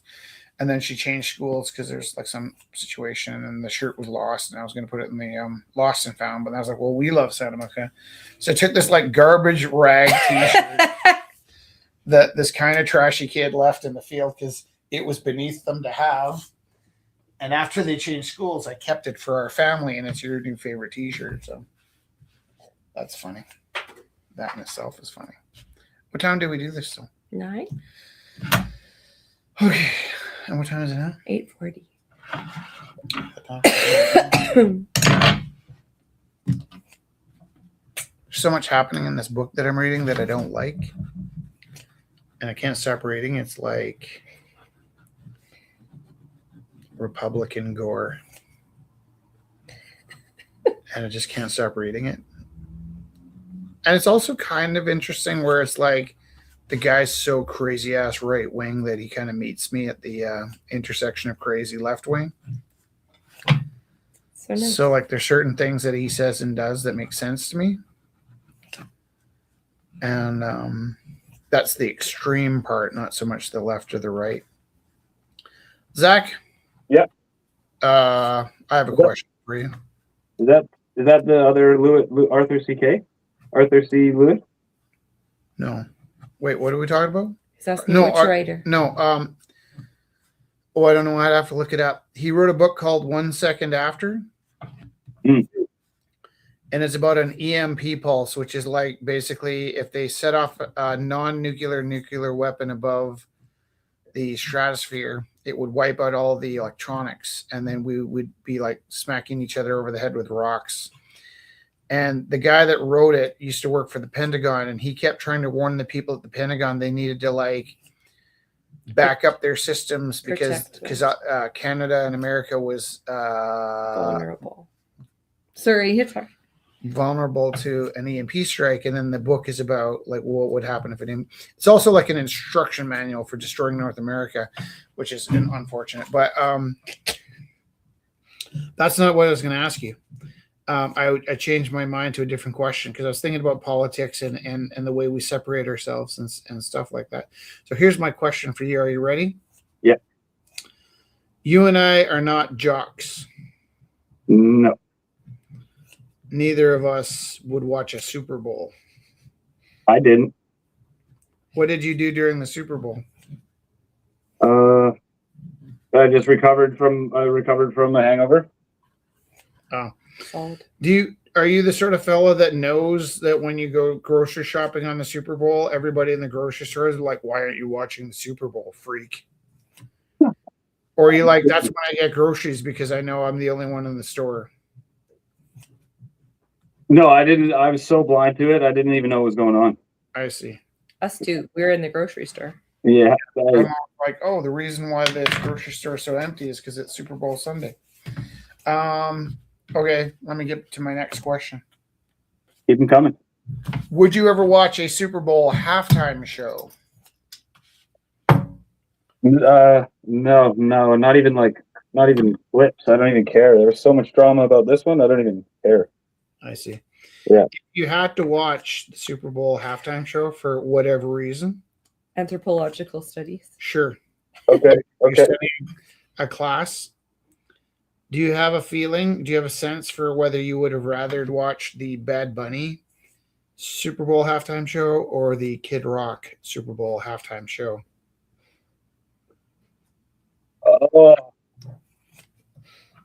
What is this for? Is this a gunpoint?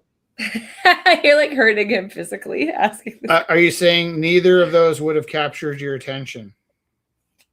Yeah. No, I don't know. I would need a team and some influence, like some. What do you mean a team? I would need gang. I don't think I could. I don't think I could endure it by myself. Okay, so you're saying to me, this is what I'm hearing you say, okay? Yeah. There's a rope tied in a noose, and you're trapped in a room with a wall full of TVs that can't shut off. And one side of the room has Bad Bunny, and the other side of the room has Kid Rock. And I don't even have to ask you which one you would rather watch because you would thread your neck through the noose. And to avoid ever having to see the Super Bowl halftime show, unless Deng was there, you would hang yourself to not have to experience such a thing. Is that what you're telling me? That's pretty bold. I mean, life over the Super Bowl thing, I'd probably watch the Kid Rock. Oh, If it was like fascist. do or die, yeah. I am a fascist, actually. I know. That's why I was asking. You got it. You got it out of me. Who's your favorite fascist? Che Guevara. Cool. I might say, you know what? One time, one of my favorite people ever was Nelson Mandela. And this social studies teacher that thought he knew everything, but kind of knew a lot of stuff, accused Nelson Mandela of being a terrorist, and I almost knocked him out on the school bus to go to the planetarium or to the science center. And I was so angry because I can't say that Nelson Mandela wasn't a terrorist, but I think he was justifiably interested in fighting for the freedom of his people. And so I do believe there's a time for violence. And I'm a huge fan of Nelson Mandela. But also, I quite like Che Guevara. Well, that dude was wrapped in violence too. Yeah, no, I know. And I mean, we're talking about fascism. There's definitely violence. I might need a definition of like, because fascism is like a fluid kind of, people use it different ways. It's like I was having a conversation with a friend of mine at work who's also Team Kid Rock, and there was some discussion about liberals and fascism and so forth. And sometimes you just have like certain parties would call themselves socialists because they liked how that sounded, but they weren't socialists at all, So like let's maybe we should lock down a definition of fascism. Maybe that would be worth doing. Well, it's a political. Can you give it to me? Sure. Give it to me, baby. What? Just the I thought you go the 90s stuff.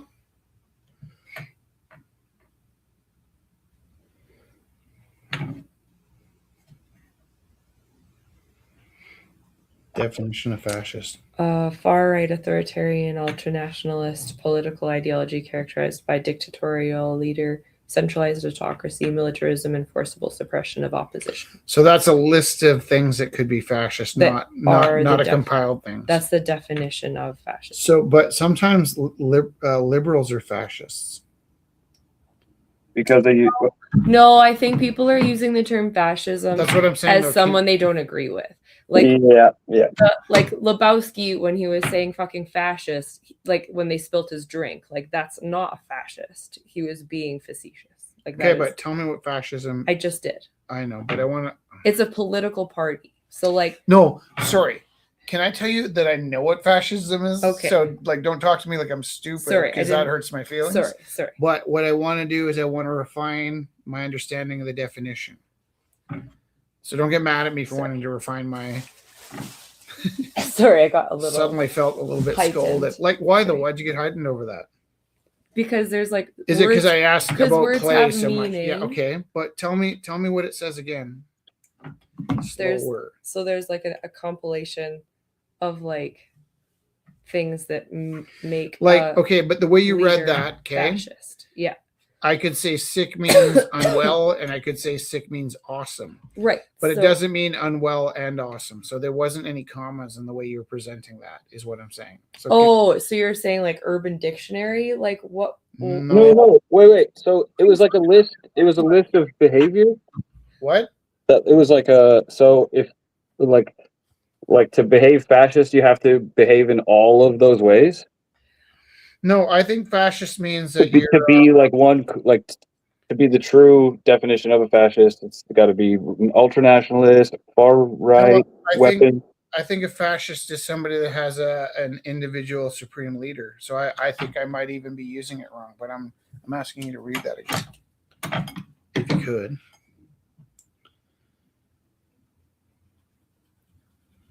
I think a fascist is somebody that leads. It's the opposite of democracy, as far as I understand. Yeah, it's a right. So if I think I know what's best, extreme nationalism, militarism. You're doing the same thing as you did before. Sorry. What? Sorry. Where are you getting so angry? Fascism makes me angry. Okay, but don't you think we need to know what we're talking about? Yeah, I'm not. Okay, so I'm trying to slowly work my way through it, and you're steamrolling me with all these definitions. Yeah, like what I think the list again? Is when you rule because you're the smartest and the best, and it's like the opposite of a democracy. Mm-hmm. So you could have a liberal fascist, or you could have a conservative fascist. It's when you take as far as I know, and I'm totally open to being wrong. Mm-hmm. Is there any chance you could just gently repeat? Yeah, because it's a far right.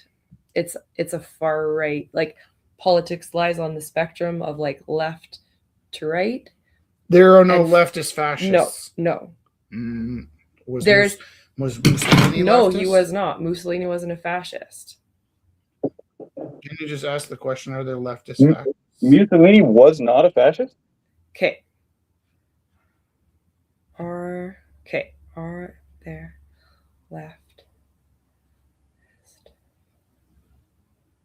Because fascist doesn't mean extreme. We use it as extreme. Wait. What are you doing? Are you talking or reading a definition? Left-wing authoritarianism is different than fascism. Can you slow down a second? Yeah. I'm asking you when you started talking, are you reading me a definition or are you interpreting? I'm trying to Were you reading or interpreting? Mm-hmm. I'm just saying, what are you doing? Trying to figure out what interpreting. I'm trying to figure. I don't want you to interpret though. I want us to be able to interpret for ourselves. Okay. Right. It sounded to me. It sounded. Okay. Because It sounded to me like you were reading, but then you paused, and then it also sounded like you were interpreting. So I said, "Wait, what are you doing?" Mm-hmm. You took that as like, "Hey, what's going on?" And I'm like, "No, I don't know what's happening." Okay, that's all I'm saying. Okay. First of all, Mussolini was a fascist. He was on the right side. He wasn't a leftist. Okay, Mussolini was a right side fascist. Was he a socialist? So he abandoned socialism during World War I. Were there any socialist fascists?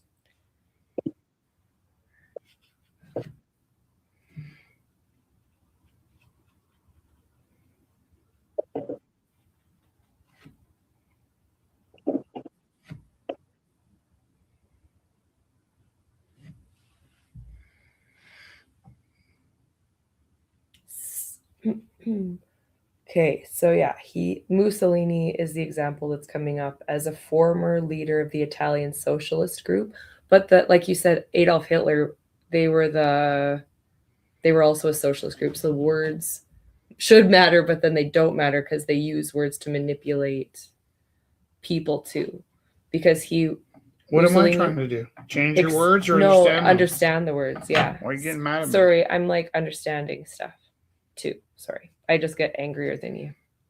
I don't know if anybody gets angrier than me. Because the Nazis were National Socialists. It was convenient for them to call themselves socialists. Yeah. But what that meant was they were going to give everybody in Germany a car by taking the teeth out of Jewish people.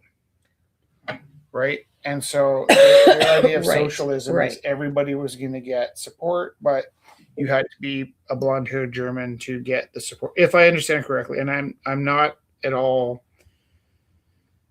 even remotely smart about history.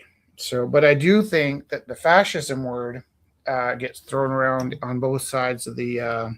Yeah. Okay, and I want to know what fascism means. I think it means when you're ruling by. I did think it meant that when you're ruling by power, not by vote. Like fascism is like I know what's best, so I'm gonna do it for the country. Yeah. Why are you saying yeah? Like it's total authoritarian rule. Total authoritarian rule is fascism. Yeah. That's kind of what I thought. Yeah. What's that got to do with left and right? I think fundamentally that's where the right goes to. But the communists were fascists. And communism is a leftist party. Communist is but we're talking about people versus philosophy. So like people end up going towards greed and want to keep the power they get. So that's actually why Mussolini went from a communist leader to fascism, a fascist, like known as a fascist leader. Can I tell you I'm less and less sure what fascism means the more you talk? Because communism is fascism when the leader is unconcerned with the vote of the people. Yeah. So is that what it means? Yeah. That's what I thought it meant. But so is that no, it's violently using violence. Yeah, it's not even unconcerned. Does fascism require violence? Yeah. Okay. Like militarization and again, violence. I'm not against violence, right? But what would you be fundamentally against in this? Me?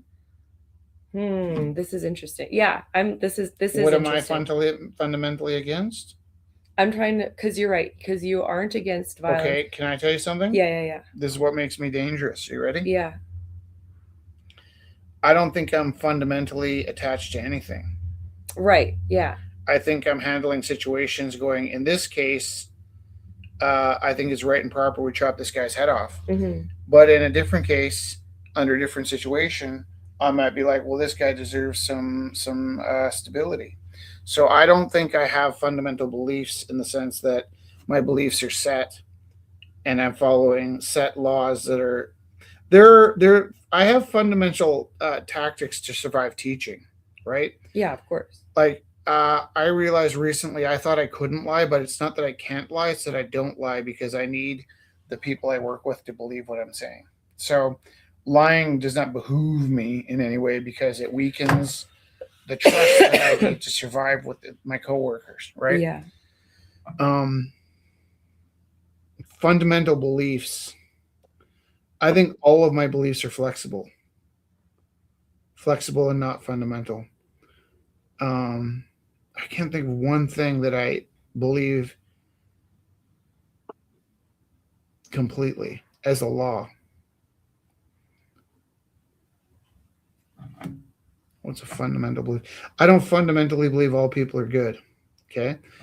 I don't fundamentally believe all people deserve equal rights. That's a scary thing to say. Not fundamentally, right? I think when you're doing something fundamentally, you start to weaken yourself because you made a law and you need to stick to that law out of fairness. And then when that law needs to be flexible, all right, I fundamentally believe you shouldn't hit somebody with a baseball bat most of the time. You know what I mean? I don't believe a person has the fundamental right to express being a racist. I don't support that. So I'm a hypocrite when I'm Antifa and I want to see that guy get knocked out.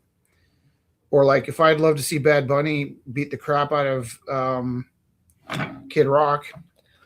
Or watch the mother of some teenage girl. Talking about love, not no. But what I'm saying is, I don't have the fundamental beliefs that all people should be able to express themselves and carry guns. I don't have any fundamental beliefs because I think sometimes you should break all the laws. I think every law. Okay, I fundamentally believe no laws should define every decision you make. That's a fair. It's almost like that whole hippie thing where you like everything with moderation, including moderation, right? Like, I fundamentally believe that every situation needs to be considered independent of whatever laws you've set down. Does that make sense? Do I have fundamental beliefs, or am I just chaos? No, because you're one of the most structured people I know. Well, I borrow those structures and I lean on them, but I can bend any of those, right? Right. This is interesting. Like, I specifically don't lie all the time, Yeah, but I can lie, but you make a choice. but I don't lie. Well, I lied today, right? Like, there's a kid late for a wrestling match, and normally I tell the kids, if you're goofing around, you're not paying attention to your match, and you're about to miss your match, I'll get you an extension for your match. But if you're late for a match, just rub your nose when you get to the mat, right? Because I'm ultimately, if you've lost track of the tournament, you're about to get kicked out because you missed your match, I'll buy you an extra 30 seconds by telling the ref that you had a nosebleed. I have no problem with that lie. And that is a lie, right? Mm. But it's almost like I have to celebrate with the kids to be able to tell that lie. It becomes a game where I say, kids late for a match and they're about to call the match. They're never going to call the match. They're lying to us about calling the match. Right, yeah. And I tell the kids, if you're late for a match, I'm going to tell the ref automatically that you're having a nosebleed. They will wait for a nosebleed, right? Kind of like telling Dax to tell them at the hospital he was having a heart attack when really he was having a nervous breakdown. Mm-hmm. Today, I had a kid that wasn't paying attention, went to get a drink of water. He was probably having like a nervous episode. Mm-hmm. And I noticed since his last match that his knee was bandaged.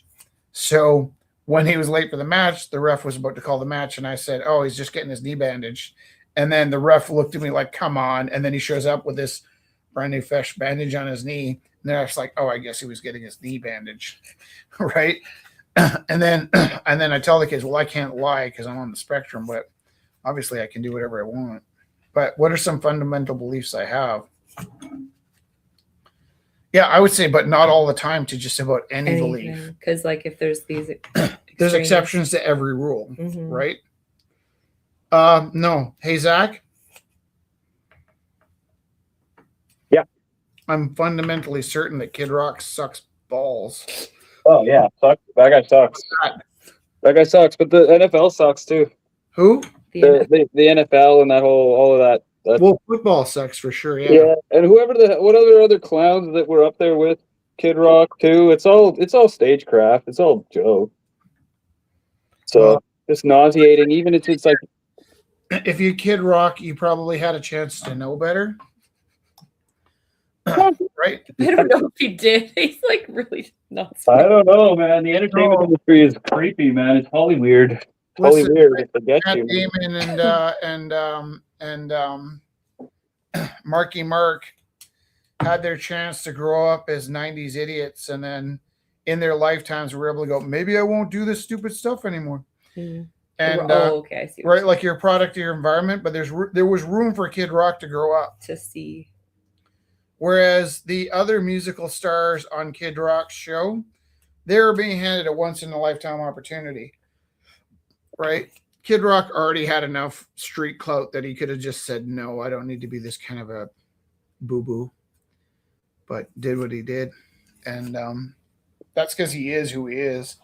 But like you or I would probably show up for that performance, right? Like, hey, Zach, we're going to pay you $10,000 to come and do like a graffiti style painting for the Kid Rock backdrop. You'd be there painting for it, wouldn't you?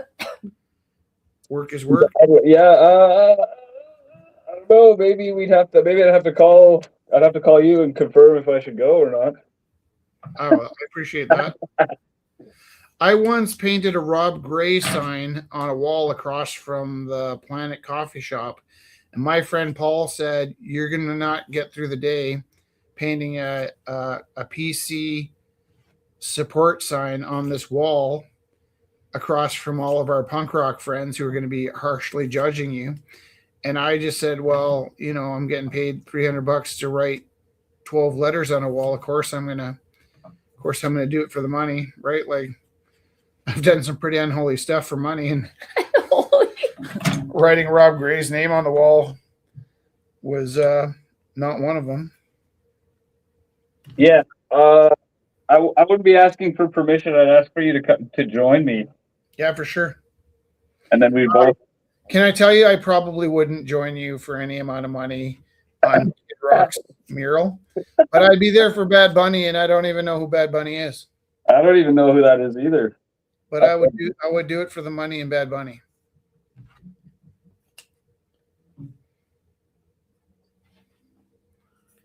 I don't know that I would. I don't know. I cringe at all my old murals. I don't know that I'd ever paint another one. Yeah. Yeah, I'm not really very good at this. Yeah. I hear you. I'm practicing once a week. That's pretty light. All right. What did we decide fascism meant? Far right, authoritarian, ultranationalist, political, dictatorial. Did you throw far right in there? I thought we made it possible that you didn't have to be right or left to be a fascist. Oh no, I thought that was like a clear thing.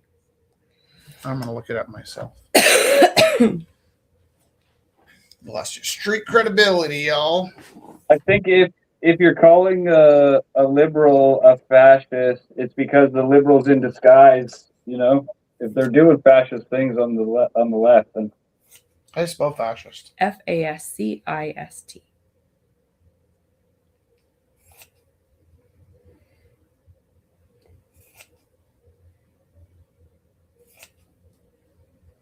I practice this more than once a week. What did I do? I did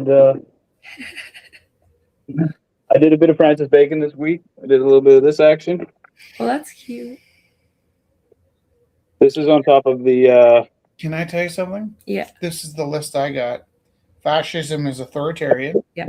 Which is what I thought. Yeah. Anti-democratic, which is really what I thought. Yeah.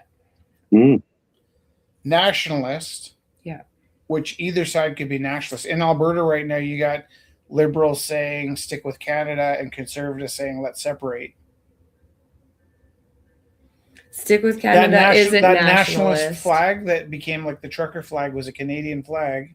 That was a debacle. That was like turning the cross upside down. Often militaristic. I have no problem with militaristic. Suppresses oppression. Sometimes it needs to be done. Centralizes power in a leader. All of those things aren't left or right. You could say that being leftist would be like, oh, well, we want democracy. Yeah, that's like But conservatives want democracy as well. True conservatives aren't like far right. Sure, but that's not what I'm saying. True conservatives are kind of middle in Canada. The Canadian I'm not sure why you're getting so mad at me. I'm not mad at you. But you threw that in there. I don't think that you have to be left or right to be a fascist. Okay. I'm left, so whenever somebody says something I don't like, I call them a fascist. Yeah. And it's not ironic when you say it. When a fascist calls someone a fascist, it's ironic. Well, I was wearing my communism baseball cap today. Yeah.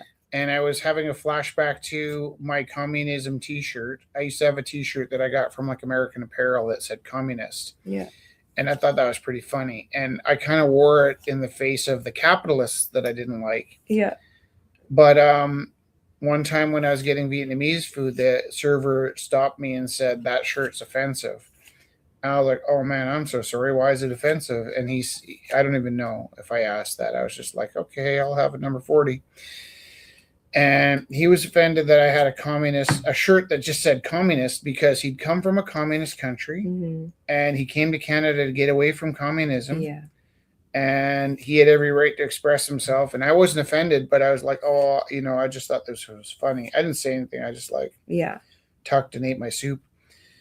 But because sorry, keep talking. No, I tell people all the time I'm communist, and I know that I'm not, because communism often had the I'm a Marxist. I think Karl Marx made lots of sense. I wasn't a Leninist and I wasn't a Stalinist. I wasn't, I didn't want to grow up in the USSR. But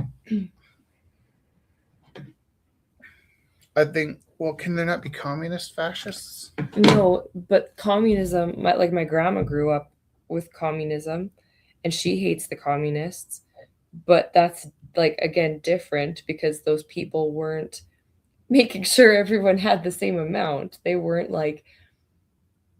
it was everyone was poor except the leader. That's what I meant when it was people mess with philosophy, because when we say we're authoritarian left-wing person Right. Okay. So let me ask you this. Okay. Yeah.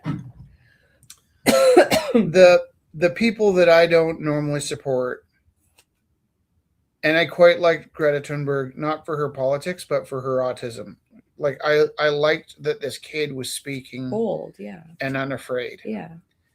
And there were qualities in her I really admired and felt protective of. Mm-hmm. And then she went to Edmonton, and these morons parked their trucks outside where she was speaking and tried to honk their horns so loud that she couldn't be heard. And I liked that she persisted. Okay. Mm-hmm. Yeah. But something that those truckers had in common was they felt their livelihood was being infringed upon by this fake disease that everybody told them was being forced upon them, so that they could be forced to put TV chips or computer chips in their head so the government could track them. Right now, I know I'm laughing a little, but why can't I make room for the fact that if that's what they believe, if they believe that the vaccines had computer chips in them, right? I don't see any difference between believing the vaccines have computer chips in them than thinking that, you know, it's right and proper to eat the flesh and blood of Jesus, right? Why, if you don't believe in vaccines, and I believe in vaccines, and I was the first one, and I got the vaccine that probably screwed up my blood pressure because they said, oh, you know, Generation X is disposable, so we're going to give the Moderna to people this age. And I didn't want the vaccine. I didn't want to test it out on my body, but I also knew that I had to teach kids in a week, and I wanted to make sure what I did, whatever was possible, to make my body the least contagious in that situation, right?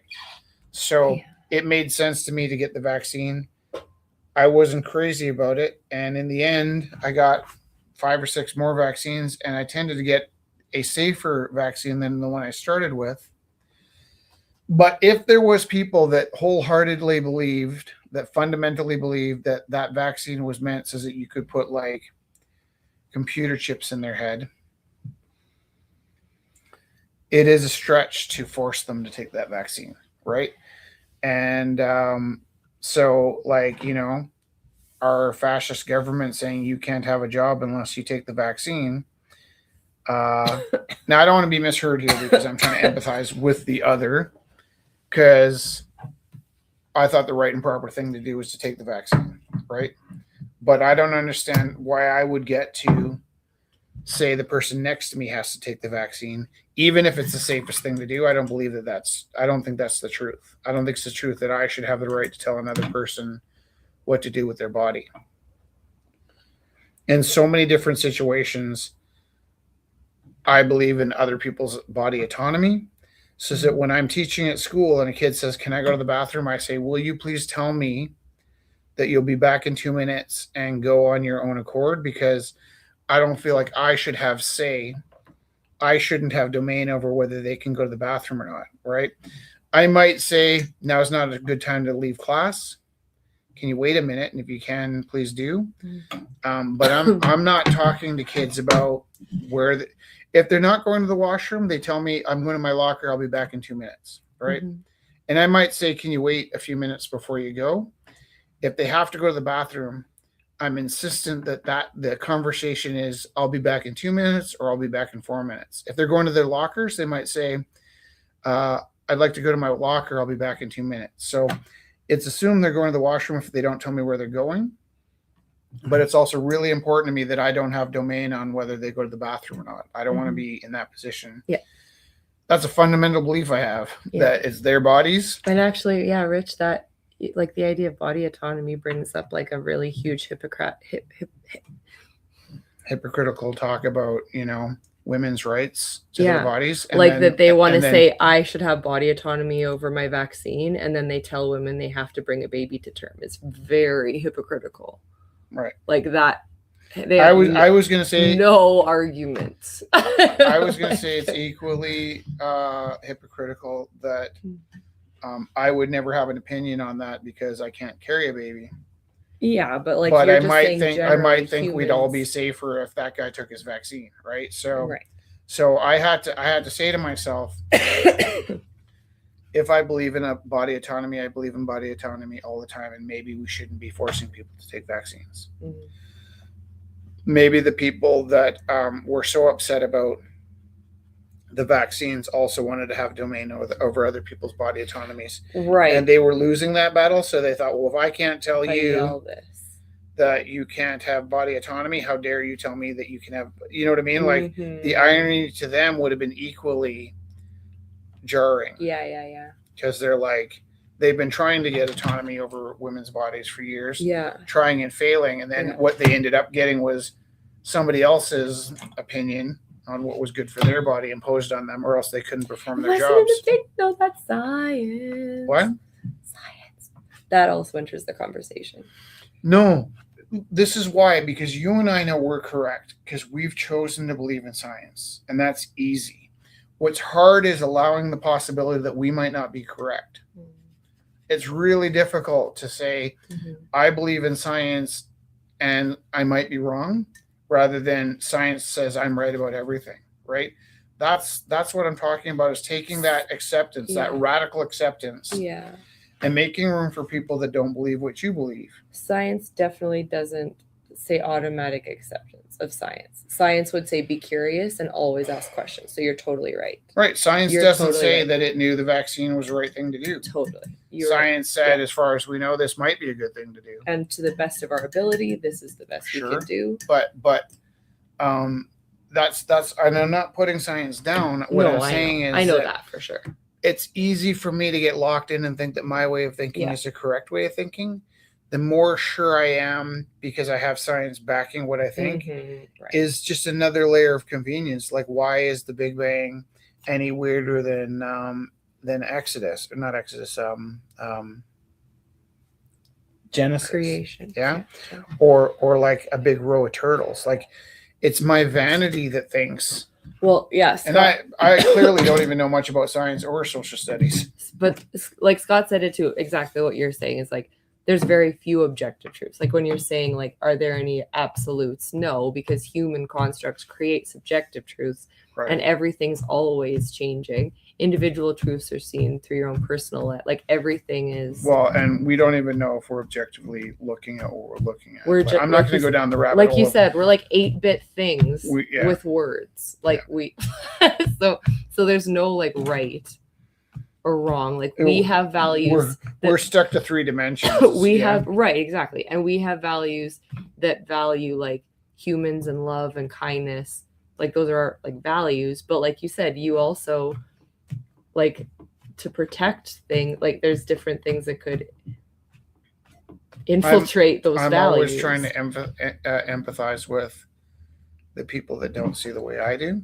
Right. And I often see levels of my own hypocrisy, and I'm shocked by it, because I tried to not be a hypocrite, but I am constantly shocked by my own, and I'm constantly trying as best as I can to keep my own hypocrisy in check. Right. Totally. So that's where sometimes when I'm like watching people that I respect and agree with saying, because we agree science is the solution, which we do. Yeah.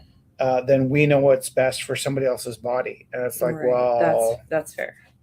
Like we agree like, yeah, you're right. The wording, it's like based on science. This you know what it comes down to? A good step. You know what it comes down to all the time? What? Convenience.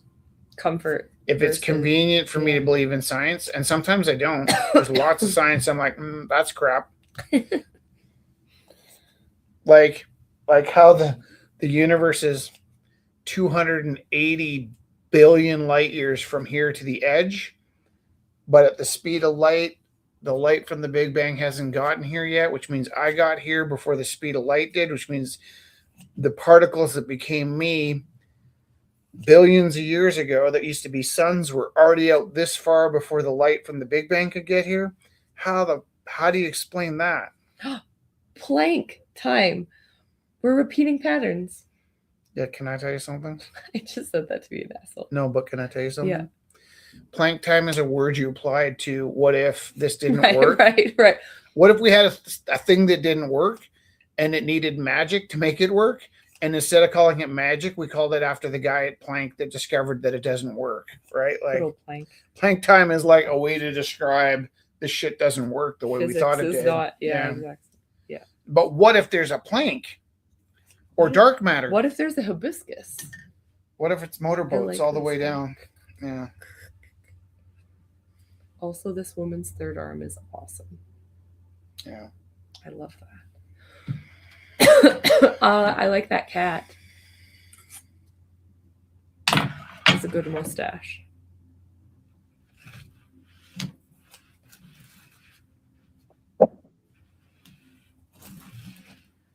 Why'd you get so mad about fashion? I don't know. I'm so sorry.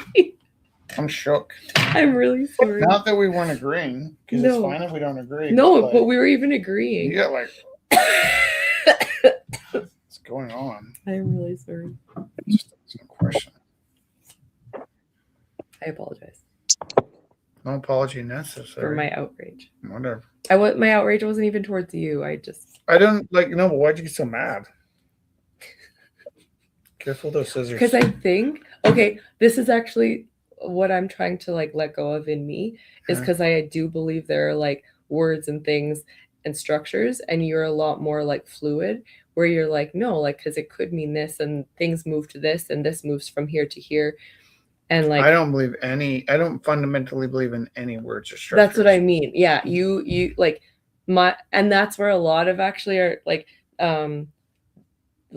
misfirings is like, I'll use a word that like doesn't mean the same thing to you. So like my rage was not at you. It was like, no, like there's definitions, and there's like, you can do a test on this. There's right and wrong. And you're like, no, like, but what about this? So like my rage was more about like, again, convenience or safety. Mm-hmm.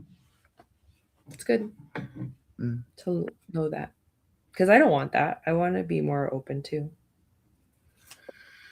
Because I think that's where like I'm not intentionally open. I just don't. I think that's where teachers falter, is when they have those hard edges. They become sure of things. And then if you have, like you say, like if there's a rule, like, okay, the next kid that does this gets like a detention, it's going to be the nice kid that does that. And then you're like, damn it, like now I have to do this because I made this rule. It's like, no, you don't. Listen, like, you don't ever have to make those rules. I told the kids they had to go to 10 practices or they couldn't go to the tournament for this reason, which was the legal reason. When the kids showed it up at the practices, and I'm like, that kid knows more about wrestling than I do, it became evident. They had to come so you could see that, though. Yeah, but it's not about the number. I only needed 2 practices to see that they didn't. That's need to fair. Be there. But they needed to come. Right. Like I have a platform of 10. Yeah. To make that decision. Totally. And I'll fight to the death for that. Exactly. But then like my other partner coach last year took those things very literally. Right. Yeah. No, all he heard was the law, and he stuck to the lines. Law, right? Yeah, no. You need trust, and you need to be able to see that kid. I'm vibing my way through everything. Totally. Yes, it's true. I think that's more natural in this world. Zach. Yeah. Can you solve a Rubik's Cube? Oh, I wish. I think the next broadcast I'm going to show my personal technique for solving the Rubik's Cube. Isn't there an algorithm? I don't know the algorithm. I'm going to get one. Do you have a Rubik's Cube? No. You're going to get a Rubik's Cube or an algorithm? A Rubik's Cube. And then study the algorithm. So, this is something I did to my science class today. I really can't be taught anything. I have to teach things to myself. Something my wife and I have nothing in common. I mean, we have lots in common, but nothing about teaching and learning. No learning in common. You are so good at picking something up so fast, and I am so incredibly bad at learning anything from anybody. But I am good at taking the garbage that's in my head and force feeding it into an understanding of a thing. So I know what an algorithm is when it comes to math. And I knew that Rubik's Cube had algorithms. And I was pretty good at not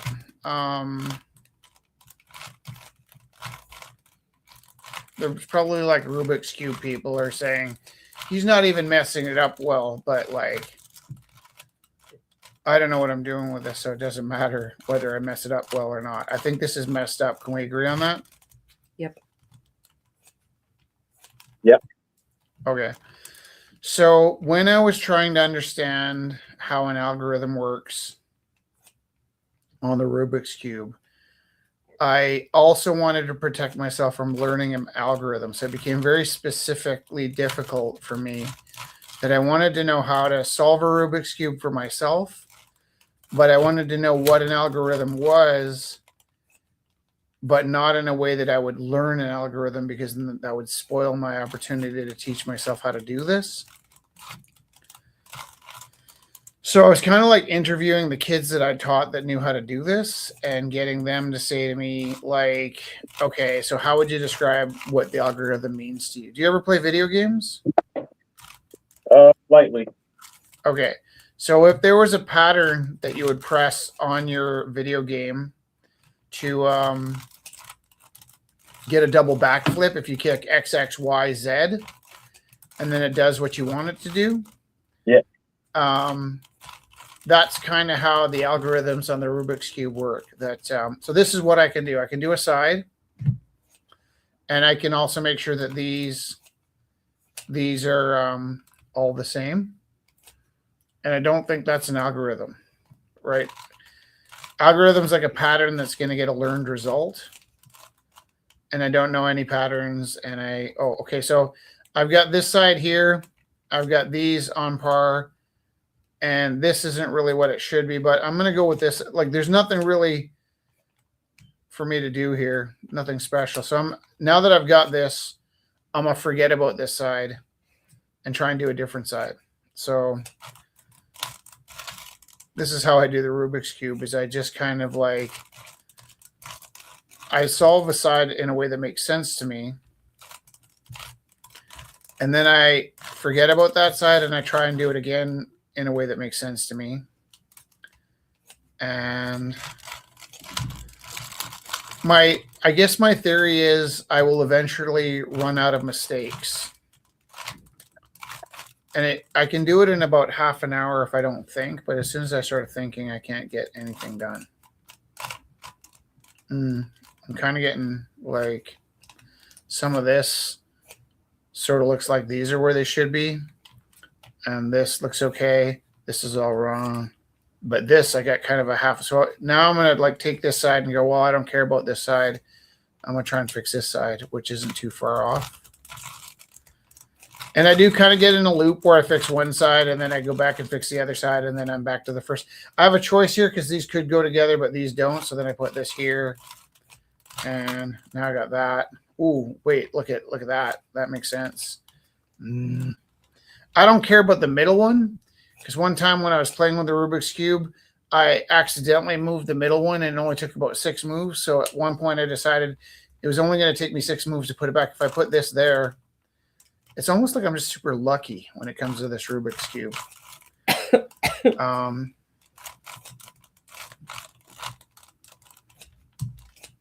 I know if I make a move often, if I turn it 2 times, it'll kind of correct something that's kind of gone off track. I mess one thing up, and I'm kind of trying to bunch things. So, and I'm looking for things that don't cause as much damage.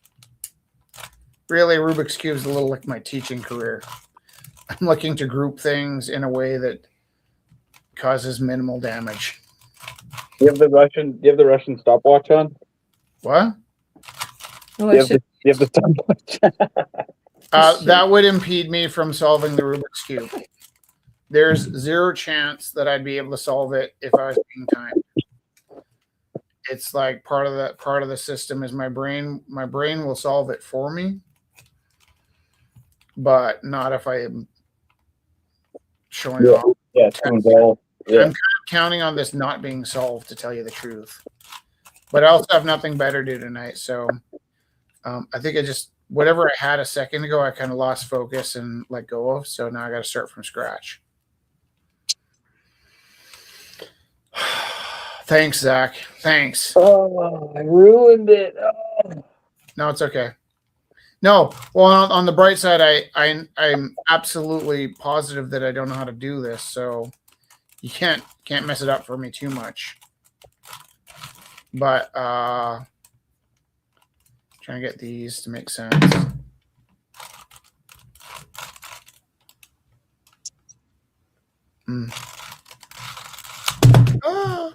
All right, that's another thing is if I drop it, I am shit out of luck.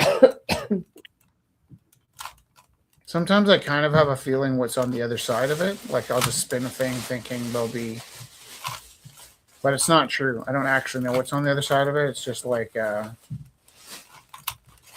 my subconscious thinks a thing. This is super messed up right now, so I'm nowhere near fixing it.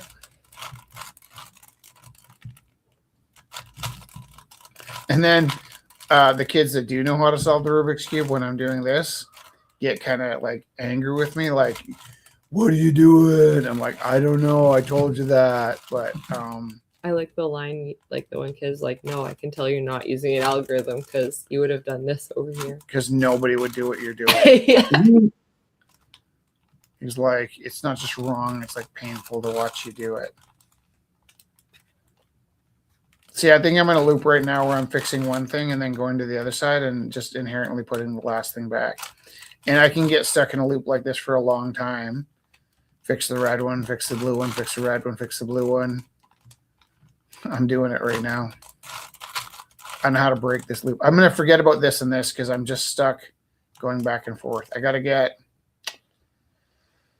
I am tired too right now. So here's the first time I've ever really noticed like fatigue kicking in.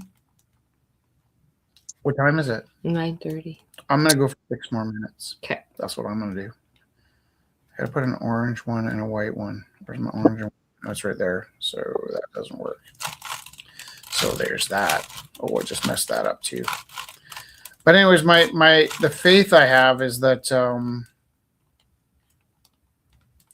I will eventually run out of mistakes.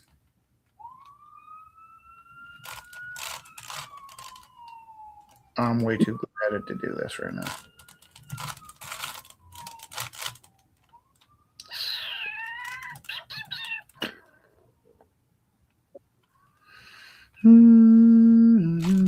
My friend Pat Duddy, I talk about him a lot. Told him I saw the Rubik's Cube. He was cool, man. What algs do you use? I was like, no, I don't use any algorithms. He's like, you got to be using algorithms. Like, no, it's almost more like I do it by accident. And he's like, gave me a mathematical formula to prove that that wasn't possible. Okay, I'm back a little bit on track here where I have one side here and then these sides. And I blame dropping it and you asking me about the timer for setting me back so far. I got a couple things happening here and a couple things happening here. That's actually better than I'm better off than I thought I was. This I wish worked because I want to put these two here and this. So if I turn this here and put that there, and then I should have those two fixed, but it's not true. And this one here needs to go there. Here it needs to go there. Oh, look at now I'm starting to get closer than I thought I would be. That was there and I needed back where it was. So put this there. And that goes there. And also, this is the time where if I did solve it, one of my Rubik's Cube friends will go, well, you didn't mess it up very much. It's like, that was plenty messed up for me, thanks. If you consider I don't know what I'm doing. Okay, so now this is that point I was just about to say. Seems like when I fix a thing, I can often, if I turn it twice, I'm going to get something back to where it should be. There's a 2 after I fix a thing. I fix a thing, And usually if I just crank on it twice, something that was wrong will sort of find its way back. That is not a very good way of explaining that. But I'm going to get this side in. And then again, I sort of feel like if I turn something twice, I'll have... What the heck? What? It's just crazy watching you. Is it? Yeah, it's nuts. It's worse than you think. It's so much worse than you think. You're like for me too. I also...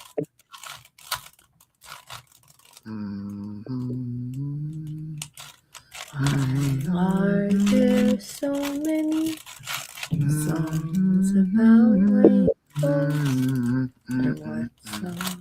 There's also a point where I start speeding up and my hands are kind of going on their own.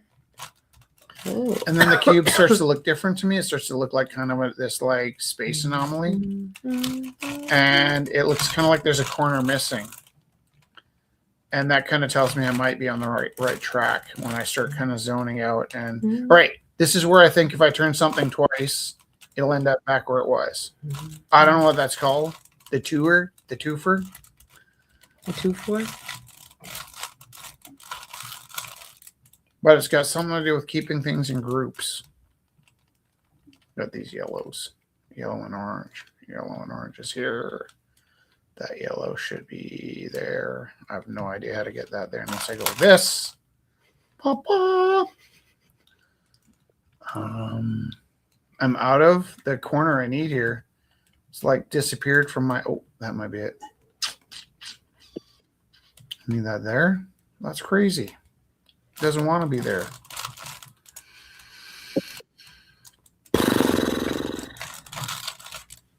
If I can solve this online, I can show Pat Duddy how I do it. Pat Duddy asked me to show him how I did it, and I pulled out a video camera to show him, and I completely dropped the plot. It was so brutal. Like I just and then I do this, and then I do this, and like 45 minutes later, it's like I have no idea what I'm doing. And then I also get a little shock of rage when I do solve it because I'm like, why is that going back the way it should?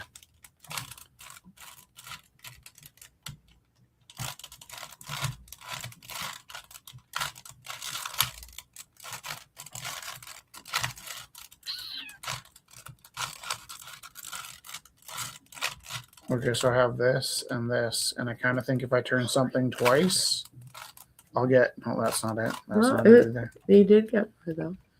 No, it's not the right one.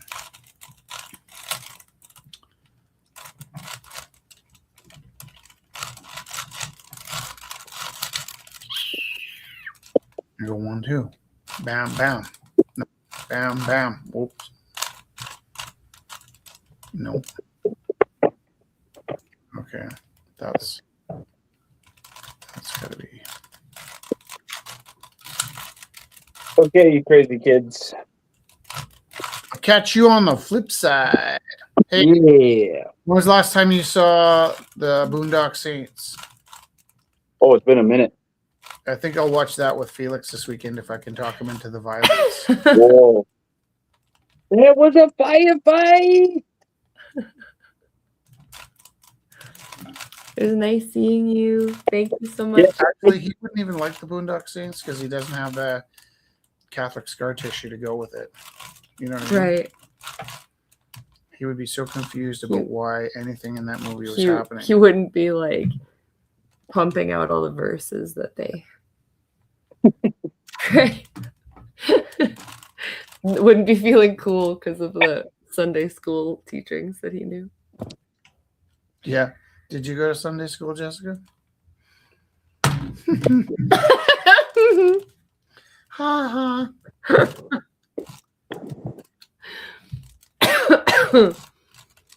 No, I was mostly in the pews. Have a good night. Love you guys. Bye. Love you. Bye.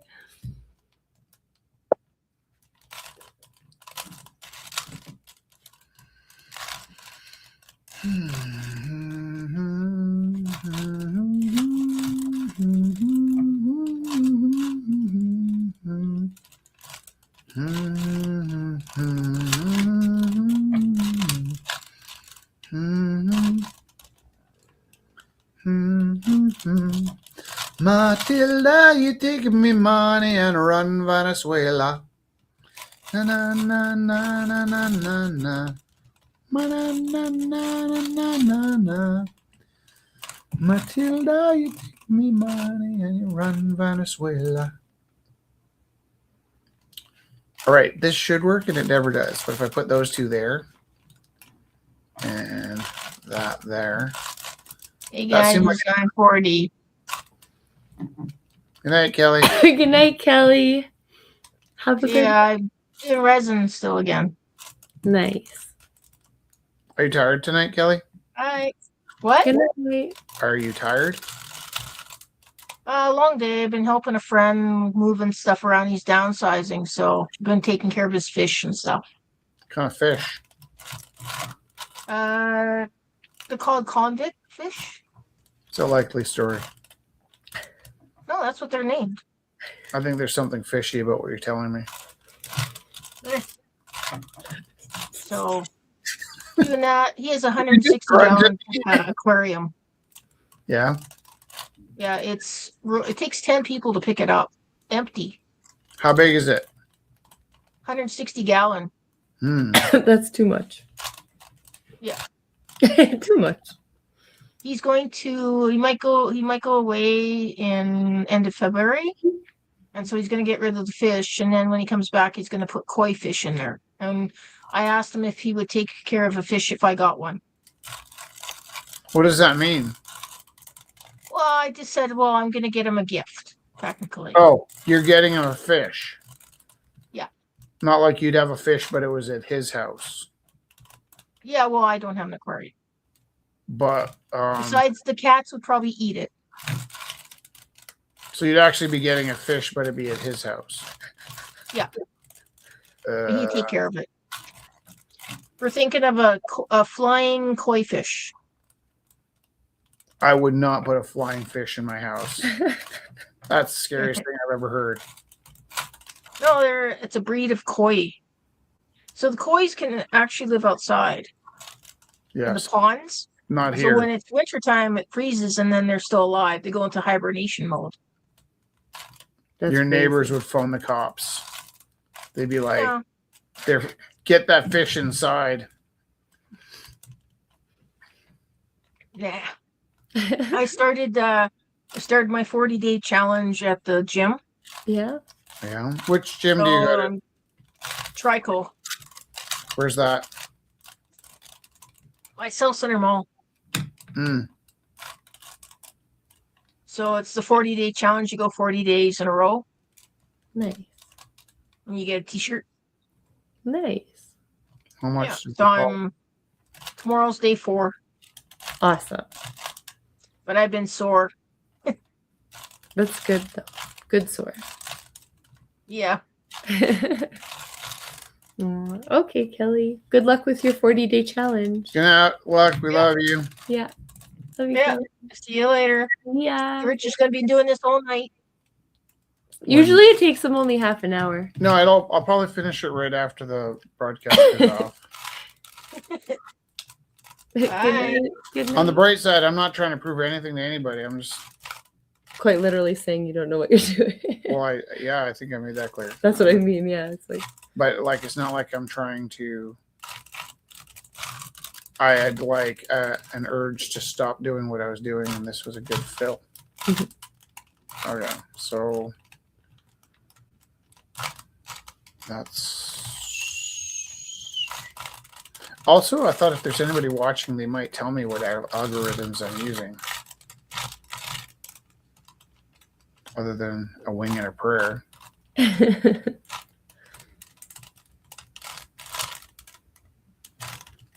Kind of feeling watching The Thing tonight.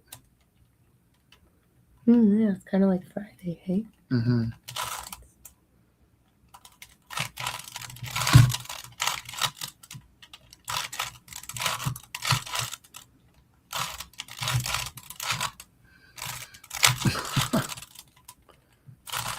Okay.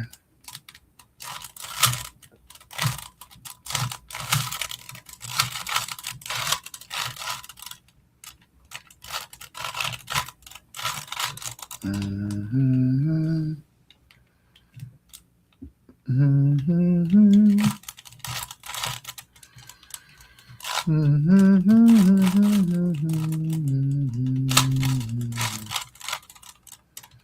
See, this is the one. Yeah, there we go. Like I'm usually like one turn Mhm. away from like correcting a little bit of the damage that I made. It's very mesmerizing watching. Oh, and for me. Sometimes if I get just one piece off, it's so frustrating. It's like I don't know how to move that one piece where it should go, and I figure somebody that knows how they're doing this, like I sent a picture to Pat one time, like, am I close? And he's like, I wouldn't know how to solve that. Like, so like if you're using the algorithms, then you don't have the benefit of like Right. you have to solve Any it in a certain way. Yeah, like if it's not possibilities, yeah. close to solving it, you have to like you're not any closer to solving it, basically.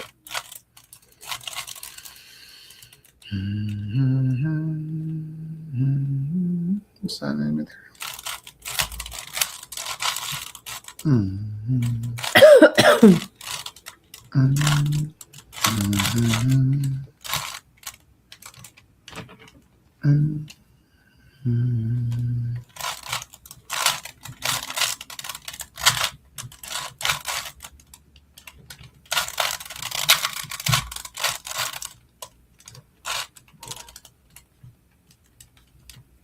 What's he doing in there? Holy shit.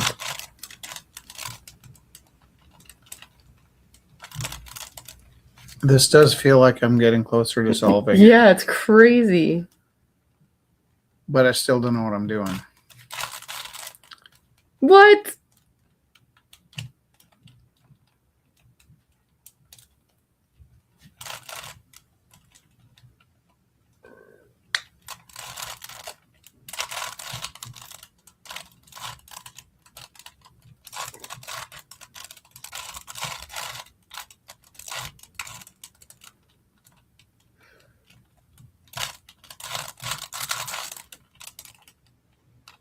Something in here just got undone that I got to fix, and I'm not sure where I slipped. I slipped something here. Could be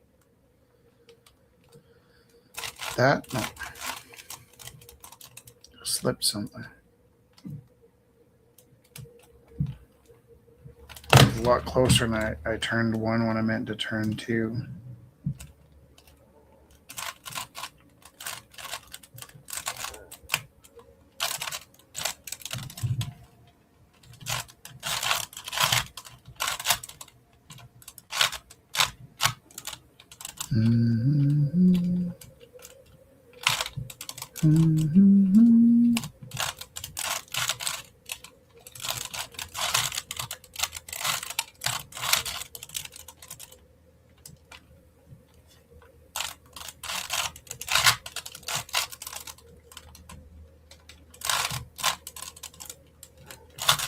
This might be that loop where I've got like one piece out and I keep moving one thing forward and one thing back. These are all wrong, right? So I got to move this to there, and I need to move that to there. And I'm going to move that to there. And the progress I was making is gone. No, it's different sorry. now. No, like I was getting close, but I'm not close right now. I'm way off now. I don't know why I missed a thing. Like I usually, like I said, I kind of group things in twos. I'll stop talking, I think. You don't have to stop talking because I don't know what I'm doing, so you can't distract me. That's the crazy part, right? Like, I solved this the first time while you're cooking breakfast, and I was like, "Did I just solve a Rubik's cube?" And it's like that's not possible. And I can't undo it because I mean, like I said,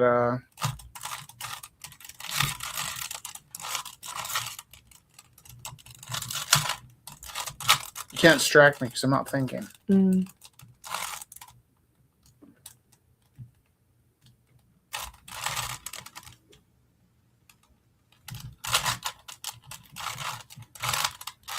It's like I'm literally going to use up all of the possibilities. And then eventually it'll have to solve itself because I'm just persistent, I think.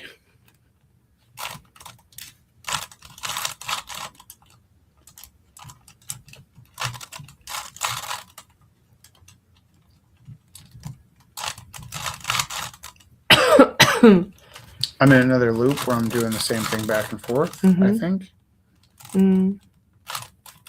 I fixed the yellow side. I fixed the green side. I fixed the yellow side. I fixed the green side. And so I have to recognize that I'm stuck in a loop. And so then I got to do something different because that's not working for me. So this red needs to go there. This is like probably like people watching us try to figure out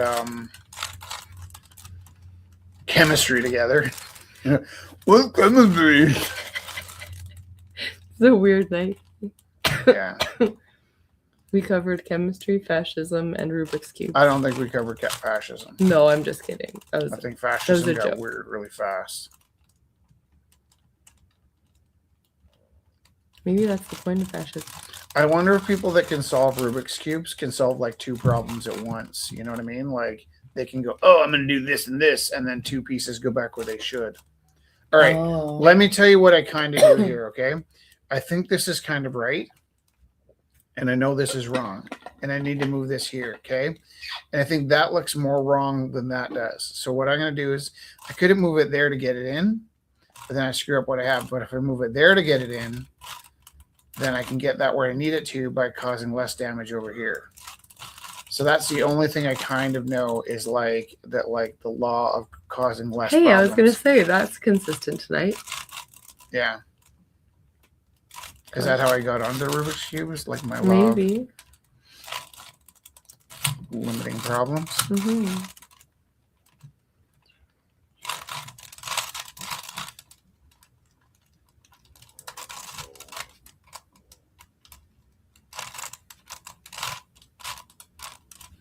I imagine it'd be funny if somebody didn't hear me say, I don't know how to do this. And like, that guy's doing Rubik's Cube online. He sucks. Like, please understand. I know I suck about everything in so many different ways.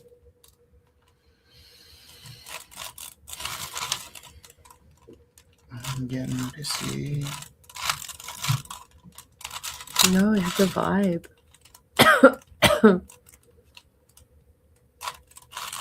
I guess pissy is a vibe. Yeah.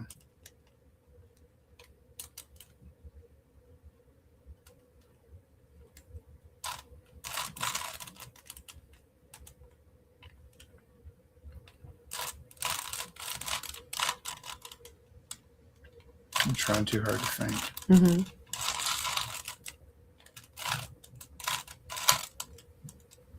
Okay, so this is where I'm like 1, 2, and a lot of things get fixed, or that's more fixed. Wait, is that right? See that kind of click that I just did throws me off because You're expecting more. I got my fingers caught because I'm caveman.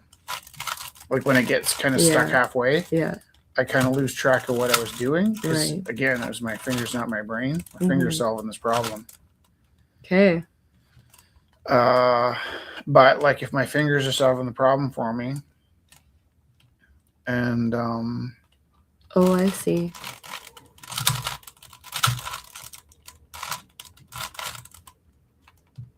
Oh shit, that's crazy. This might be an algorithm right here. That might be what that is, but I don't know for sure. All right, this is where I sort of feel like I'm getting closer. Right here. This could be like 10 minutes away from me. If I don't screw it all up again, and the screw ups generally happen when I drop it or I get my fingers stuck, and halfway before what I meant to do, I kind of jam it.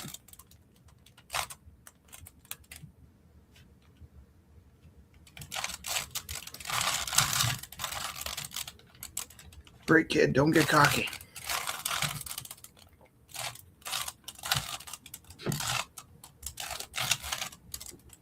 I'm gonna move it twice. No, there's nothing here. Move it once. So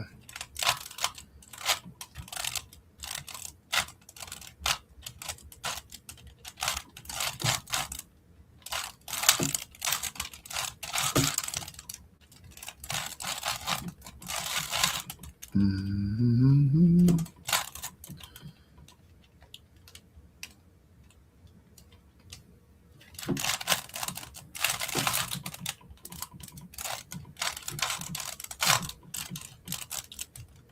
Screwed that up.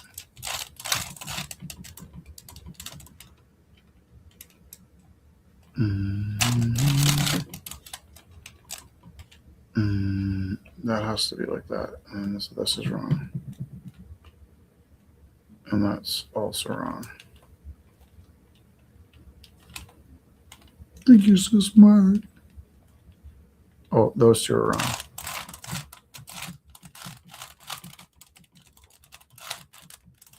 That might be an algorithm. I don't know what an algorithm is. I also don't want to know, so don't tell me in the comments.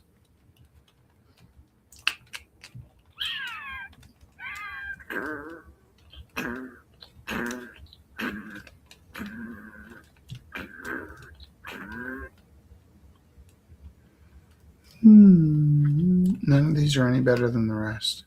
I'm kind of back to square one again.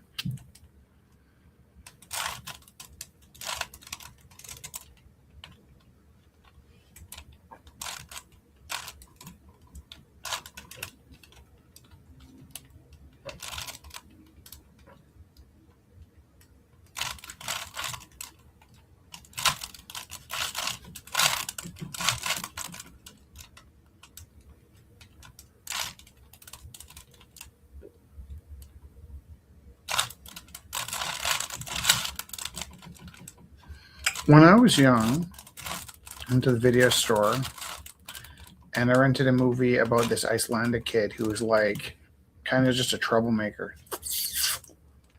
For the life of me, I cannot remember the name of this film, but I think about this film all the time, and I always think about watching it again. I don't know how to find it because it wasn't really, there was no plot. It was just this kid with a bunch of problems. There was also a film that had Keanu Reeves in it before Keanu Reeves was a star, called like The Prince of what's an American city that starts with P? Pennsylvania. It was The Prince of Pennsylvania. Hmm. Did you ever see that film? No. And it was just like him kind of running around being a goofball the whole time. And that movie reminds me a lot of this Icelandic film of this kid who was just kind of running around being a pain in the butt. I'm pretty close now.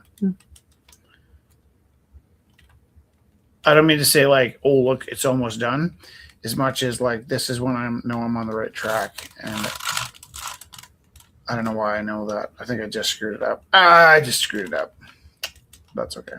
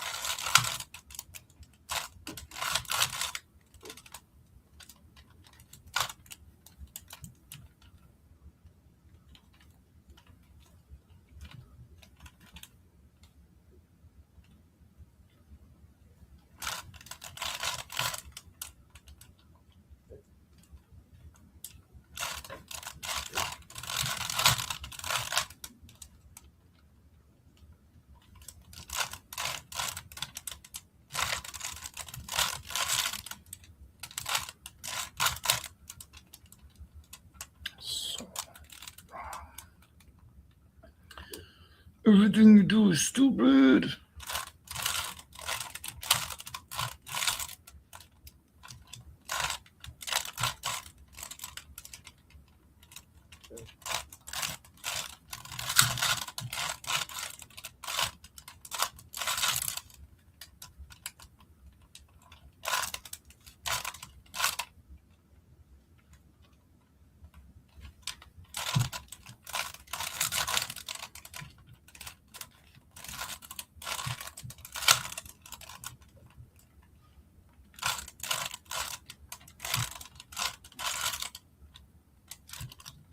You would hardly believe that I can solve this, eh?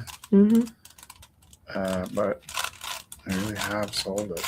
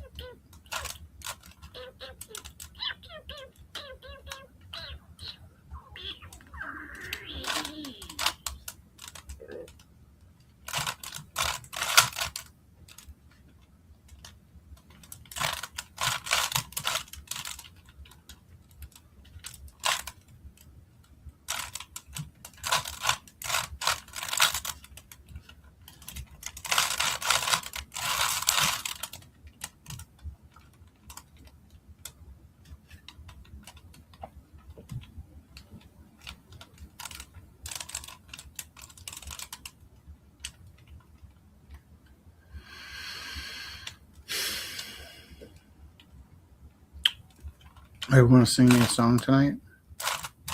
Why are there so many songs about rainbows? And what's on the other side? Rainbows are visions, only illusions. Rainbows have nothing to hide. So it's been said, and some choose to believe it. Wait and see.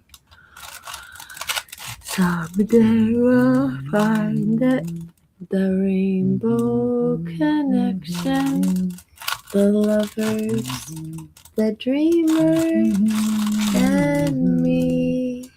La da da dee da da do. Da dee dee do. Da da do. Have you been half asleep? Have you heard voices? I've heard them calling my name. Is it the sweet song that calls the young sailors? Voice may be one and the same. Too many times to ignore it.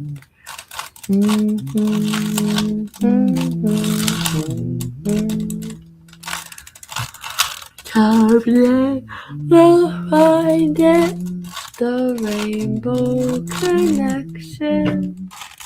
The lovers, the dreamers, and me.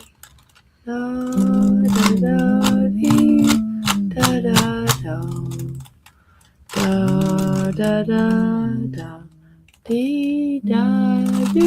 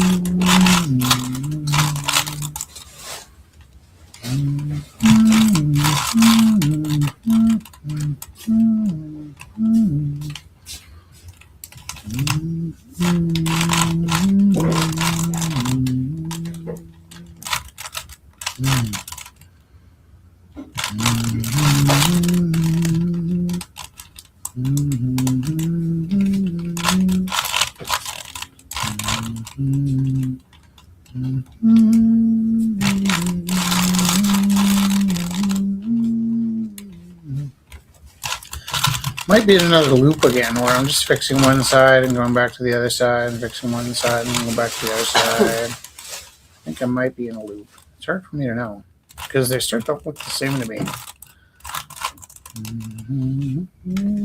Oh, see, I dropped it and then I lose everything. All progress is lost. Let's start somewhere else. I wonder if there's a name for that amongst like the cubers, that when you drop your cube. Lost connection. Yeah.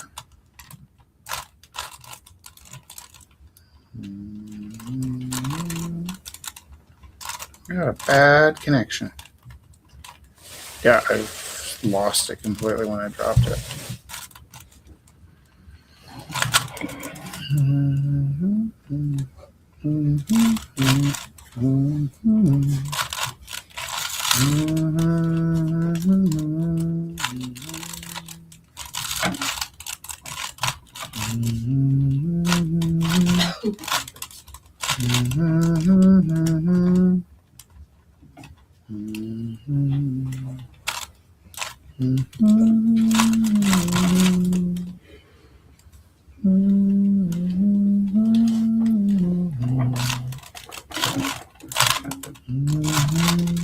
Is there anything you want to do tonight? Not this! Not this, dumbass! Sorry, is there anything you want to do tonight? I like hanging out with you. So watching a movie, watching you play this. Well, I'm just counting on anybody that was with us has the good sense to have left by now. There's still 5 people with not. No! With Is it really? Yeah. That is. I am so sorry about this. I think it's pretty satisfying watching you. No. It would be so, especially if they know what they're doing, they'd be like so angry. Like, what? Okay, for me, it's pretty fun to watch the like, you know, when you play Tetris obsessively. When I play Tetris? When I play Tetris, your whole world goes into like fitting cubes and your dreams are kind of like fitting together. Right. And then like with this, I can see it's almost like I go into like meditative. I can see the colors and I'm looking at the edges and I'm like, and then I'm but because it's not me moving, it's like very interesting as an observer. Because I don't understand the movements that you're making, like how. No, I also don't understand them. That's really interesting. That's like I just kind of like try and that twist is crazy. I can feel them in my teeth. That's interesting.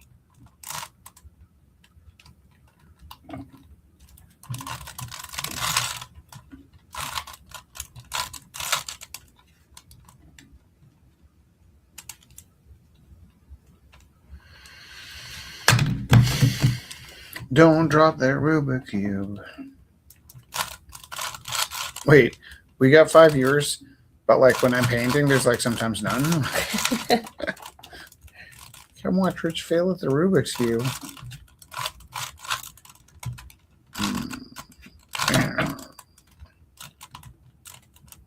Meow, meow, meow.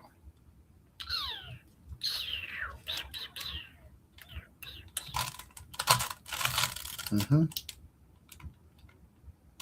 listened to the Pixies on the way home today. Really? I listened to Foo Fighters and I hadn't heard them in a long time. Yeah, that's really fun. This is wrong. There we go. Oh, I love that.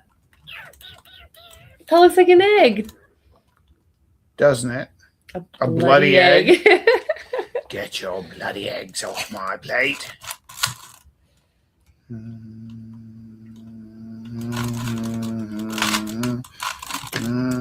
Egg. Exactly. Excellent. Oh, that's so satisfying.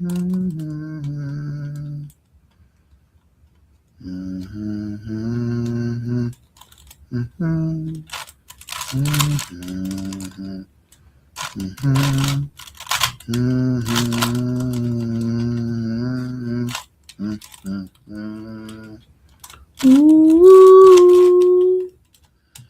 I'm dreaming of a white Christmas, just like the one. I'm still here watching, kind of on and off, and pouring resin. Are you crazy? Well, I have to get it done. It's in latex, so No, there was that's this- not the crazy part. You're doing your you doing your See? artwork. this is the resin. The cement one broke, so Okay, this is can I the tell you something I holding on learned the other day, Kelly? It's cute, What? Kelly. That's super cute. I was teaching it in science. You want to know? What do you think latex means? Don't know. Guess what it means. What does it mean? Well, latex is the kind of rubber that comes from trees. Actually, there's rubber trees too. That's what he's saying. That's where they come from. So, like half the rubber in the world comes from like petroleum products. Yeah. And well, about 40% of the world's rubber still comes from trees. But the kind of rubber that comes from trees is called latex. And I did not know that until I taught it in class last week. So think about this. Sneakers kind of split into two kinds of sneakers. There's like tree rubber sneakers, and then there's like petroleum products sneakers, right? So if you wear the Nikes, and it's important that they're referred to as Nikes, not Nikes, they're made out of petroleum products, whereas conversely, Converse tend to be made out of rubber from trees, latex rubber. And Doc Martens have rubber soles, whereas Adidas and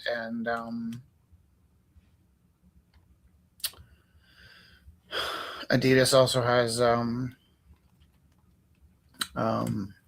Plastic, synthetic. well, some rubber soles when you get the fancy ones, when they're like that cool brown leather sole with like a leather sneaker, they're often like, but now, so if 60% of sneakers are made out of latex rubber, 60% of the sneakers are made out of petroleum products, and 40% of sneakers are made out of latex rubber. The same thing happens with your car tires, only most of your car tires are 60% rubber and 40% latex. So there's still tree rubber in your tires, but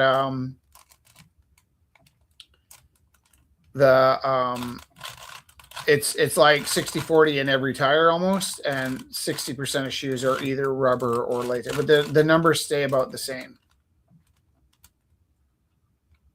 Yeah. So I didn't know that latex meant tree rubber. I don't know that. I just learned it. So latex condoms are rubber that come from wood to put on your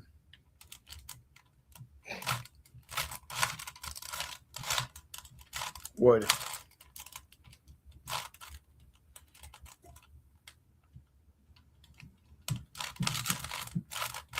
Or like a latex suit, like, because I think rightfully so, when I kind of asked the kids, like, what do you think rubber, latex rubber is? Some of the kids, Felix was struggling to say like the latex rubber was like a Spider-Man costume, right? Like in a latex rubber suit is like the kind of rubber that comes from a gum tree or rubber tree. By the way, I could be wrong about all the stuff that I'm saying, so don't quote me on it. One never knows. Did you know that about the rubber though, Kelly?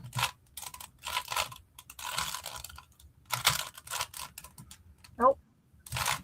I spilled my my resin. Oh no. I was in the mold and I You should tripped. decide not to do that before you. Well, no, it's in a little, like a cooking pan below me on the floor. What if on the 1st of January you made a decision to not spill your resin? Resolve. What? You want some of my resin? New Year's resolution. No, he's making a pun. I'm not. I'm super tired. I need to get off this live feed right now because I'm only making a fool of myself. It's almost 10:30. You know what? You're here. I'm here. What are we gonna do? Yeah, watch you solve it. I don't think I'll be able to solve it while the broadcast is on. I'll probably solve it like 15 minutes after the broadcast. That's the way my life goes.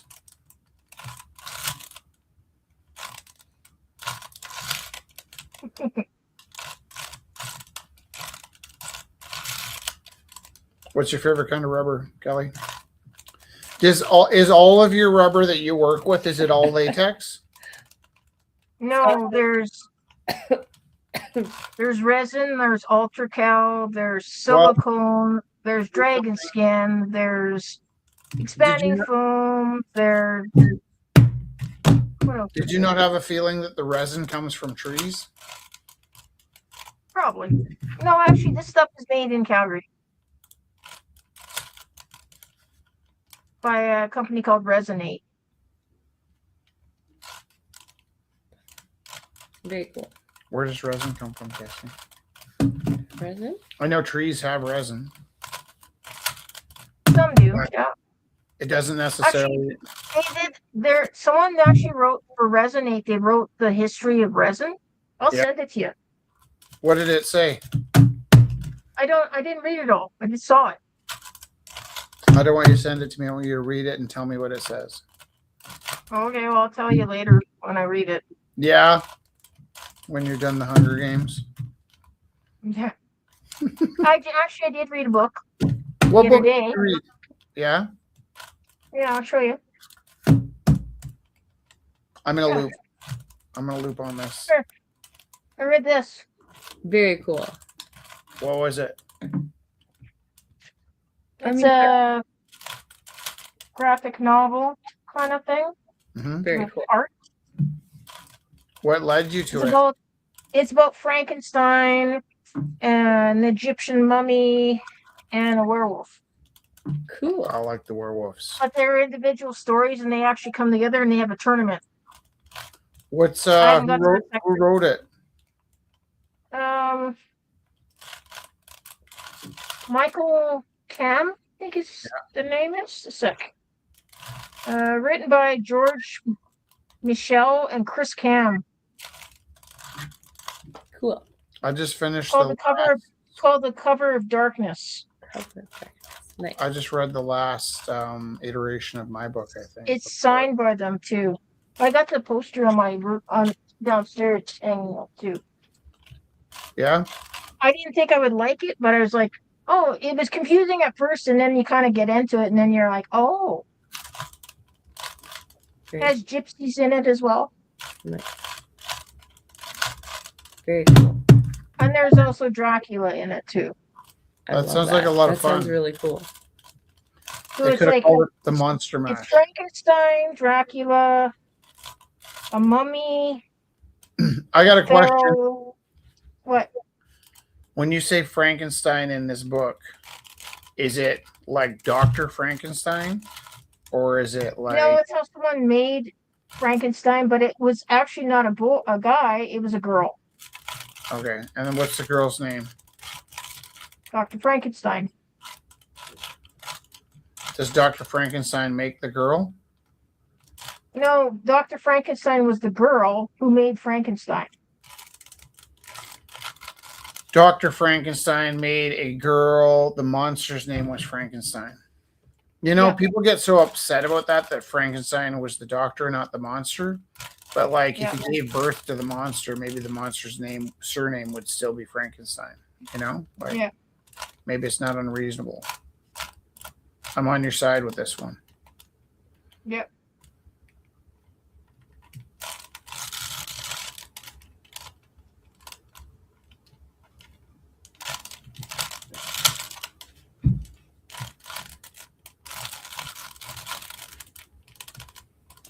Also, I think people that do the cubing would be frustrated that I'm trying to solve this on a old-fashioned like novelty store Rubik's Cube because they get these speedy cubes that go super fast.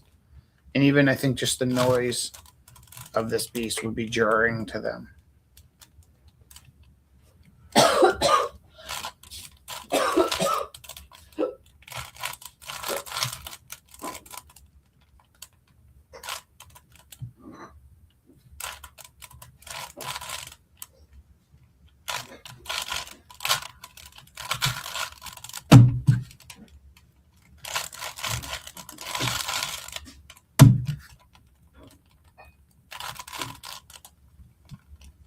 Kelly,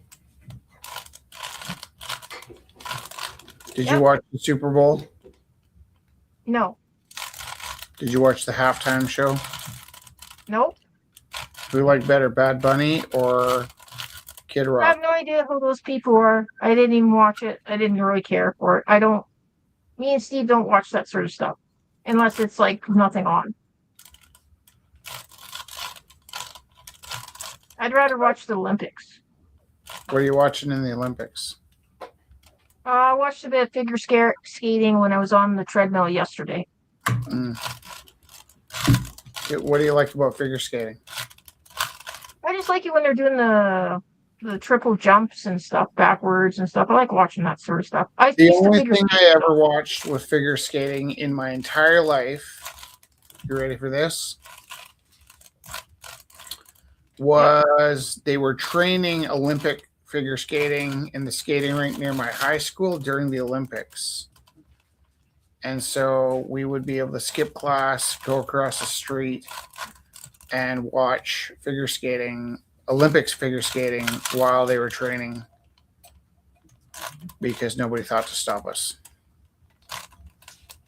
That's a historical thing, though. That's super. No, I'm saying it's like I've never seen figure skating on TV. Yeah. The only time I ever saw it was because it happened to be near my high school, and I was able to skip class and go watch figure skating because they were practicing nearby. Well, I used to figure skate too, so. I thought you did. Cool. Can you do a flip or something? What's your favorite move? Salchow. Say that again. Salchow. I don't believe that's a move. Yeah, it is. It's a single. You go up in there and you can do a single. Yeah, I refute. I refute. Sure, I got my things. No, I reject your theory. Look, she has a pin. A Salchow pin? It's a freestyle pin. Can I tell you the phrase Salchow doesn't even sound very flattering for a female sports star? There's all sorts of kind of flips. I just know the Salchow. That's the only one I know. What? Sorry? I only know the Salchow. Salchow? Also sounds like a town in California where you can get South Cal. some smoothies. And they have a spin. There's a sit spin. That's the one they sit and you squat and you do a spin, then you go up and stuff. You still do that? I used to do a spin on hockey skates, but it had no pick. So what you do is you're spinning on the center of the skate, not the pick. Mm. Do you know why skates make you go fast? Why? Well, you put all your weight onto the metal strip of skate, and the increased weight forces a very thin river of water to melt beneath your skate blade. So you're actually skating on the flow between the ice and your metal blade. Yeah. I'm going to try this again tomorrow, not on the screen. So usually it takes me about 20 minutes. I think if I go past 20 minutes, there's no chance I'm going to solve it. I got to kind of mess it up and start over. And again, and be really clear, I don't know how to do this. Would you confirm that I have solved it up? Oh, yeah. So, like, it's literally a half-hour thing. You sit down, it's half-hour, and you're done. And the kids why don't you film it and then speed it up? I think the filming of it is what throws you off. And then speed it up. I can't do it when I'm filming it. It's like your psyche does something different. It's like my soul can solve the Rubik's Cube. Yeah. This is the first time I've tried it live. That was new. I was almost thinking you could do it because it wasn't like Me trying to prove videotaping something. yourself. Yeah. I just wanted to stop drawing. Yeah. Okay, love you so much. Bye. Bye. Bye. Have a good night. Oh, that's fine. What? Ending it. We're Yeah, good. yeah. Good night, everybody.